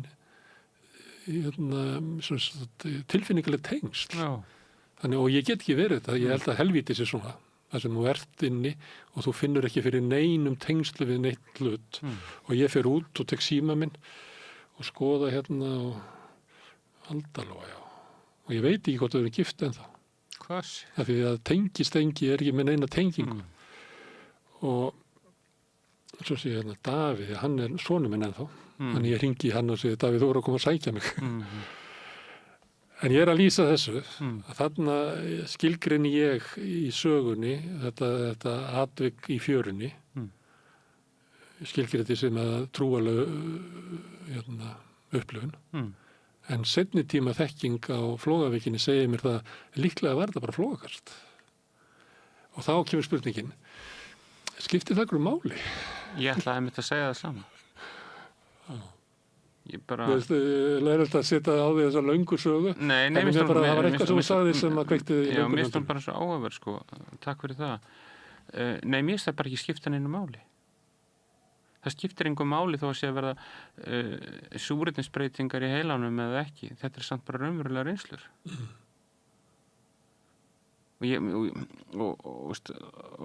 mér finnst bara engin ástæða að burtskýra þessa stórkostlegu reynslu að mér finnst í fjörunni sem þú vorst að segja mig frá með því að það sé hugsanlega einhver Flóavíki að birtast. Svo af því ég er með Flóavíki þá sá ég náttúrulega mörg atvik í mínu lífi sem ég var búin að vera Flóavíkur síðan að bad, sko. En það var bara ekki eftir ég fekk stóra flóakastið að ég átta mig á því. Og þá er náttúrulega ýmislegt sem hefur gerst hjá mér sem að tengjast henni. Og af því að þetta er sömuleyti svona upplifunar fyrirbrigði. Þetta er haft svona mikil áhrif á mótum persónuleika minns að ég sé með þennan galla, en sumi kallar þetta kost. Ég hefði verið settur inn í tjald hjá Indjónunum og gerður að svona sjaman. Mér finnst það bara frekar fallegt, sko. En ertu það ekki hvort þér? Ég veit þetta ekki. Þú ert í sjaman hlutverkinu akkurat núna. En við vorum að tala, ég tók þetta upp að þið vorum að tala eins og með mömmu. Það sem er annars vegar leita menna líkamnum skýringum. En þú ert alveg á því að við vorum bara að taka þetta sem andlegar. Já, allavega líka. Ég meina, ég á til dæmis reynslu að föðurömmu minni og hún var orðin það sem var kallað mjög illa áttuð. Það voru ákveðnir erfiðleikar í fjölskyldunni langt í burtu og hún, alltaf þegar maður heimsótti hana, þá fór hún að tala um þessar aðstæður sem hún vissi ekkert um. Hún sagði þetta bara í smáatriðum. Hvað var það? Ég veit það ekki. Það var einhvers konar fjarskynjun eða fjarupplifun. Nú þegar fólk hefur sagt manni að hvernig þeirra tím er komin, ég ofta upplifa það. Og einhvers konar það muni deyja. Já, það viti hvenær það muni deyja. Ég skrifaði frá þegar ég var á hjartadeildinni þá dó herbergisfélaginn. Já, ég las þetta hjá þér. Og hann bara sagði þetta. Já. Og það og vissan þegar hann segir mér þetta að hann muni ekki útskrifast en ég muni ná mér. Að ég náttúrulega hugsaði þetta ekkert svona í augnablikinu en þegar hann deyr að það var sko vissan. Þetta var maður sem sagði þetta svo mikil vissu að ég hef bara sjaldast sem að menna hafa sagt eitthvað við mig sem hafi svona jaft mikil í samfæringu. Já, ég bara hef alveg upplifað svona hluti og ég hef upplifað fólk tala um það hefði verið í samskiptum við einhvern sem er farin og við komum þetta að sagt að það kemur bráðum að sækja það en ekki núna. Þannig að ég ætla ekki að við getum stöðst við allar veraldlega skýringar en við notum það ekki til að burtskýra allt hitt. Bara engin ástæða til þess. Þannig að þú ert sannfærður að við lifum? Nei, ég bara veit það. Og þá erum við að tala um við, þá ertu bara meir og minna þú. Já, ég er ekki að segja þessi endilega sama útgáfan af mér. Ég veit ekki hvernig það gerist, en ég er...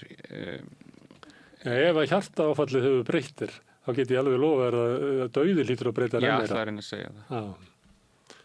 Já. Takk fyrir það, þú orðar það vel. Það er akkurat þannig sem ég sé þetta ferli fyrir mér. Þess að nota ég orðið, þetta er umbreytingaferli. Eftir sem áður, þóttu sett með þessa samfæringu, þá gæti maður alveg séð og geti samt óttastöðuna. Já, ég er ekki tilbúin í það núna því að ég á mjög mikla skyldur hér á þessari jörðu sem eru börnum mín. Þannig að það er ekki passlegu tími núna. Samkvæmt mínum skilningi. Og þótt að þú lýsir sko dauðanum sér svona umbreytingaferli og svona, þá er hann ekki skemmtilegur sko. Hann er ótrúlega skemmtilegur. Já, hann er oft rosalega ótímabær. ósangjarn. Já, hann getur verið óbúslega grimmur og haft gríðarlega mikil áhrif og valdið mikil þjáningu og sársauka. Við erum ekki að tala um það þegar maður talar um þetta.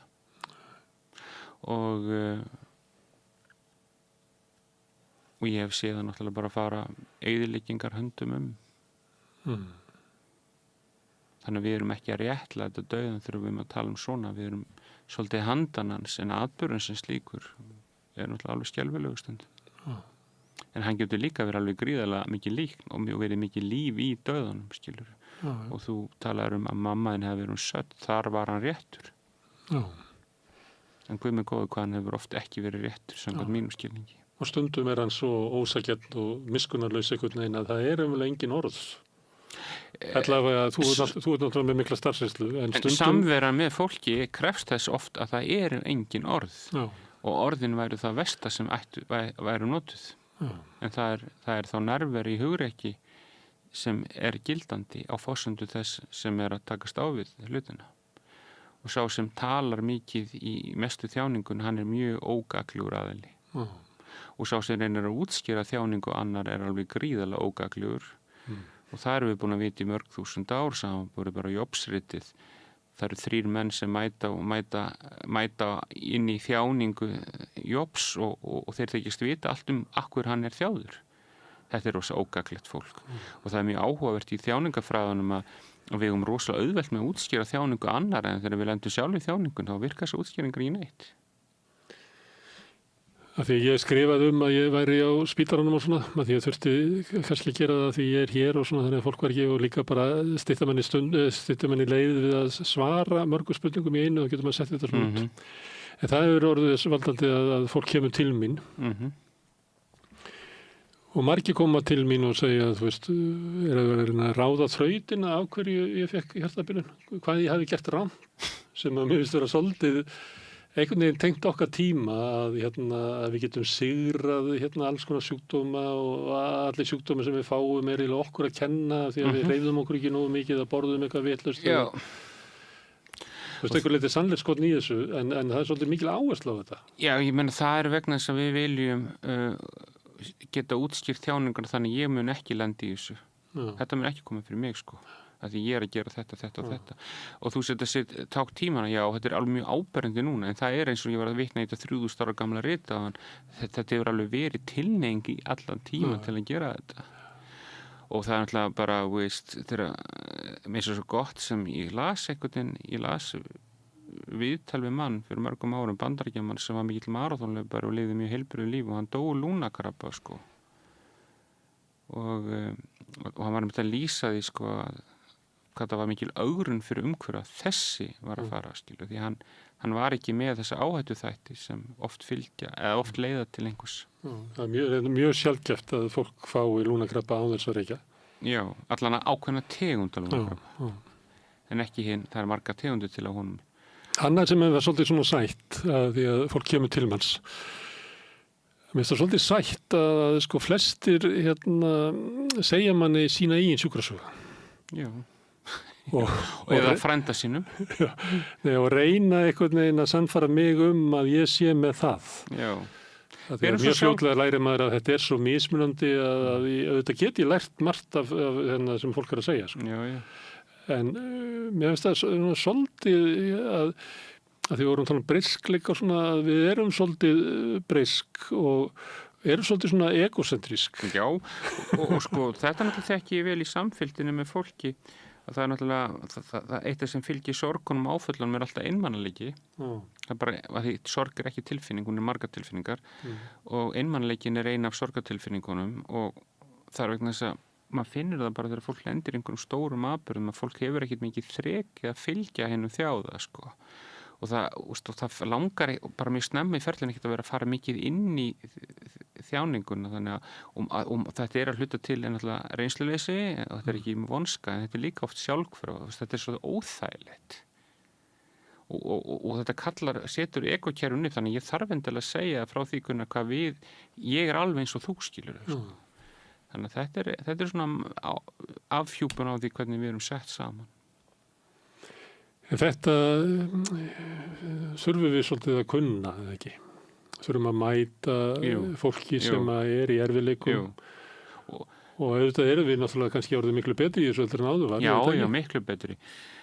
Mér finnst sko að það væri hægt að gera eina byltingu núna í þessu, það væri það að hafa meira þrek til að vera með fólki. Að þetta eru svo miklu lengri ferðalag heldur en við gerum okkur grein fyrir. Þrek eða biðlund eða... Já, bara bæði. Þolinmæði, þrek, skilning. Þetta er svo löng ganga. Við erum svo lengi í þessari göngu þar til að úrvinnslan er orðin þannig að við erum fann að lifa einhvern annan hátt með þjáningunni. Þannig að það er kannski ekki hollt að líta á þetta eins og oft er gert sem verkefni. Þetta er ekki verkefni. Nei, þannig að frekar að þetta þú sért að fara inn í, frekar notar orðið ferli. Já, vegferð. Vegferð. Já, það var svolítið miskilningur tíma í sorgarfræðunum, það var bara vel meint sko, að líta alltaf sorgina, hún var í ákveðnum stigum, sko, hún kemur frá Elisabeth Kubler-Ross. Sem merkileg kona. Já, ég þarf að tala aðeins hana aftur, en núna vitum við að þetta er dýnamískt ferli, sko. Að þetta er ferli sem maður fer fram og tilbaka, en maður fer aftur á þessari tilfinningu, svo heimsækir maður aftur þetta verkefni. Þannig að þetta orðið dýnamík, þetta gamla gríska orð síður, þetta er svona spírall, sko. Þetta er ekki eins og að taka til í bílskotum. Nei, og svo orðið verkefni í mínum huga því ég byrja hérna og ég enda þarna. En talandi Elisabeth Kubler-Ross, hvað þetta er nú, að því að þú dróst okkur inn í svo skemmtilegt umræðefni með líf eftir dauðan, hún kemur með þessi stig sem náttúrulega bara verður svona heimsfræg fyrir þetta, en svo fór hún að rannsaka svo mikið near death experience og alveg sannfærum líf eftir dauðan og þá var hún bara sett nýr í skúffu, sko. Nú ertu orðin ruglukjalling, sko, sem er sorglegt. Ég vissi ekki hver það var, hún bara kom til mín einhvern veginn svona á netinu. Já. Og ég fór að lesa með til hana, en kannski er það út af þessu sem ég vissi ekki af henni, sko. Því að hún vakti mikla athygli fyrir 50 árum eða svo, hún kannski aðeins. En hún hefði ekki komið til mín, sko. Nei. En ég fór bara að lesa svona text eftir henni og eitthvað fleira. Og það er kannski ástæða fyrir því að því hún fór að tala líf eftir dauðan, þá var hún bara þakkað og þar alveg barst hún ekki. Já, það gæti verið. En hún allan að fekk á sig neikvæðan stimpil þegar hún fór að skoða þau fræði. En hún er eins og þú, hún er sannfærð að... Já. Og hefur unnið svo mikið með fólki á líknandildum, sko, hospice, eða vann svo mikið.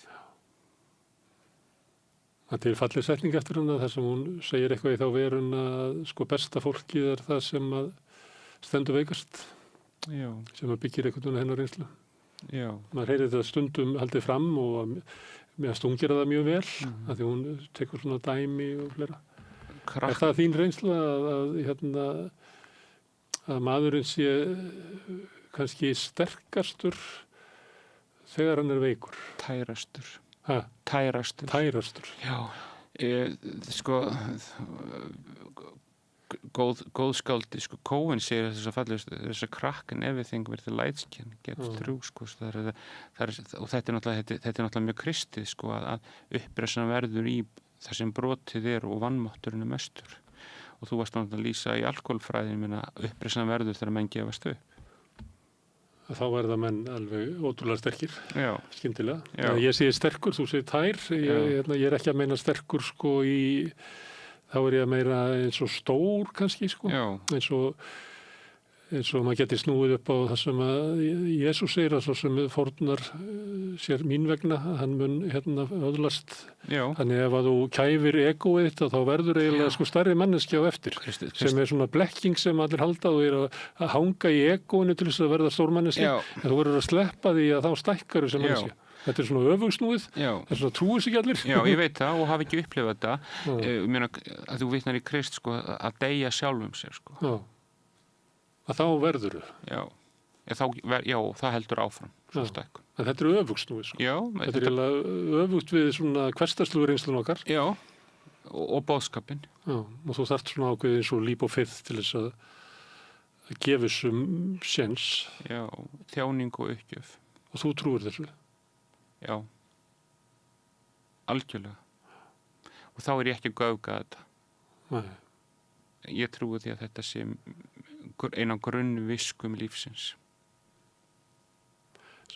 sem kannski ekki mikið haldið á okkur. Nei. Allavega ekki í auglýsingatímanum. Nei, maður þarf... Og ekki í kosningabaráttunni. Nei, maður, nei. Það er akkord hinn, fræðin. Sko, og hérna...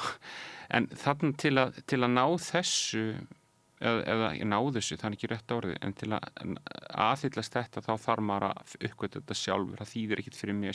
Þýðir ekkert fyrir okkur, mig og því að fara upp í Múlakaffi eins og við gerum stundum, setjast niður með einhverjum og fara að segja hún frá þessu. Hann verður að prófa þetta sjálfur. Nei.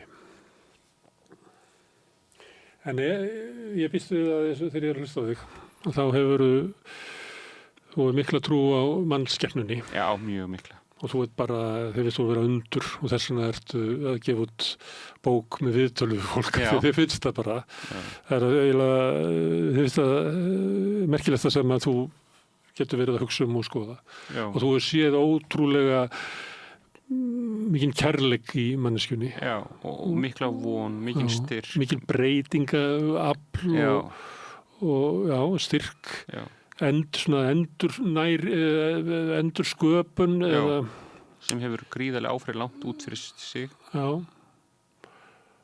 Það er alveg sko, mér finnst fólk stórkostlegt og ég dáist að því hvað fólk hefur getað farið í gegnum og mér finnst bara þvílíkur heiður að fá og viskan sem sumt fólk á, en allt fólk en sumt fólk svona er ofal í hugamanns á svo ótrúlega mikla visku. Og tengsl á milli fólks, þar bara verður þetta ennþá magnara. Já. En þá veltir maður fyrir sig svona, þetta næstuði, ég er að fara næstuði að spurningu ef að Guð er góður, okkur heimur er vondur. Ef að við erum svona, ef að við höfum þetta í okkur, að geta gert svona fallega hluti. Af hverju höfum við líka þessa tilfinningunni? Ég hef sem að þessi stærra hlutfall fólks sem upplifir raunverulega að búa eiginlega í föllnum heimi. Já. Núna heldur en nokkuð tíman á minni lífsleið. Sko. Já, sko, þarna förum við aftur í svona tilvestalega pælingar. Ég segist það var svona óbúslega mikla trú á því að hvað við getum gert og fólk er gott. En, og þú spyrir mig hvort ég verið jungisti á þann, þarna ætla ég að koma aftur að ég er mjög hrifinn af einni kenningu Jungs sem hann náttúrulega, sem ég geti að fundi bara í miklu eldri og ég geti náttúrulega bara að fundi á Krist sem dæmi. En það býr alveg rosalega mikið myrkur í okkur líka og skuggar. Hvað er það? Þú myndir líka að segja hitt væri svona Guð eða Guðsvöðum. Er það hinn illi? Hið illa er náttúrulega einhvers konar reynsla á mannkyns og svona orðfæri þar sem við erum að útskýra þetta myrkur sem er í okkur, sko. Ég finnst þetta svo áhugavert. Þetta er eins og við tökum bara Auschwitz-búðuna sem dæmi og það hefur oft verið reynt að útskýra það og af þessari helfur það held ég að 1,5 milljón hafi verið drepin þar, skilur, allir eins og milljón bara á þessu lóki þarna, sko.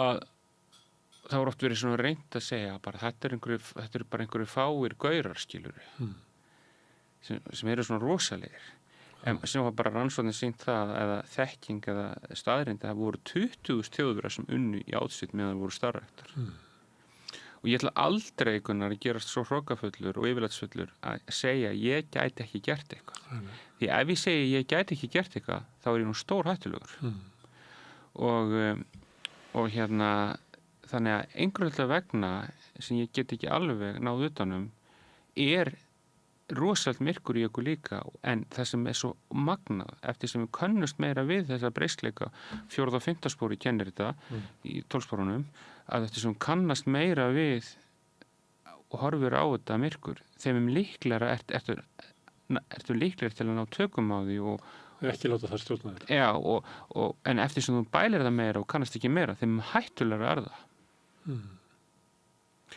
en myrkri getur líka samt orðið einhvern veginn smitandi og það er áhugavert fyrirbæri tökum bara aftur Þriðja ríkið það er náttúrulega alveg klárt að það er smitandi myrkur og það er alveg klárt að að myrkri á mjög mikinn aðgang að brotnum tilfinningum eða tilfinningum eins og ótta og skömm þýska þjóðin var uppfull af skömm þess vegna gat þessi myrkrahöfðingi náð svo miklu valdi við það sagan að Kristi eyðimerkinu þegar það fær 3 freistingar skilurðu er náttúrulega djúp sönn saga líf mitt og líf þitt, skilur. Það eru brot í okkur. Paradísasagan í Gamla testamentinu er það er eitthvað brot í okkur. Þannig að það virðist vera einhvern veginn markmið í sköpunarverkinu að upplýsa þetta myrkur, en það er ekkert að gera það nema að gangast við því. Þannig að þegar ég fer í mjög svona, það skal enginn segja við mig að ég get ekki verið Benjamin Netanyahu, sko. Þá mér langi það ekki, þó mér finnst það óþægilegt, og mér langar ekki að vera Trump, en hann er í okkur. Og ef við könnumst ekki við þá ná þessir menn völdum. Og ef þetta er svona, þá ættum við að leggja náttúrulega mikla áherslu á að sko samfélagi sem við búum í sé eins heilbrigt og mögulegt er. Það hjálpar til þess að við neyjumst ekki í einhverja svona, þannig það er bara þetta stóru verkefnunum okkar. Já, að taka þátt í að búa til umgjörð í samfélaginu sem að ýtir frekar undir það góða í okkur. Já, heldur en reiðina eða gremjuna eða fordómana. Já. En gott samfélag eitt og sér getur ekki gert þetta vegna þess að við megum ekki taka út andlegu leitin og andlegu dýftina. Já, en þú myndir frekar vilja vera í andlegri leit og í samfélagi sem er þokkalegt heldur en að reyna það í samfélagi sem er fallið. Já, það er svo meiri hættu þegar ég myndi falla með. Já. En hættan í hinu samfélaginu það að ég bara myndi ekki sinna þessum andlega þætti. Sem að við vorum eiginlega að ræða það aðeins fyrr. Já. Hvað gerist ef að við treystum á því að kerfið sjá þetta. Já. Herðu, gaman að fá þig hérna. Já, frábært að vera, skemmtilegt. En ég er að hugsa að slá botnin í þetta. Svo að læknarnir okkar hringi ekki í okkur og segir hvað er í gangi með ykkur? Já, við hefum ekki verið að tala svo lengi. Nei, við bara tölum saman seinna. Já, og þú komið hérna áður og ég er örglega eftir að fá þig aftur. Já, það er bara gaman. Já. Herðu, Vigfús Bjarni Albertsson, prestur, kæra þakki fyrir að koma í. Takk fyrir, gott að vera með þér, Gunnar, blaðamaður og sjónvarpsmaður. Herðu, en þetta er helgispjallið á þessum laugardagsmótni. Framundan er úrval vikunar og svo á morgun að þá verður þjóðmálaþátturinn Sýnir Egils í hádeginu kl. 12:40. Þá munum við gera upp kosningarnar. Ef þú ert að hlusta á laugardeginum þá hvet ég til þess að kjósa og taka þátt í því að móta með þínum litla valdi sem að þú hefur að reyna að móta betra samfélag því það skiptir okkur máli. En takk fyrir í dag og góða helgi.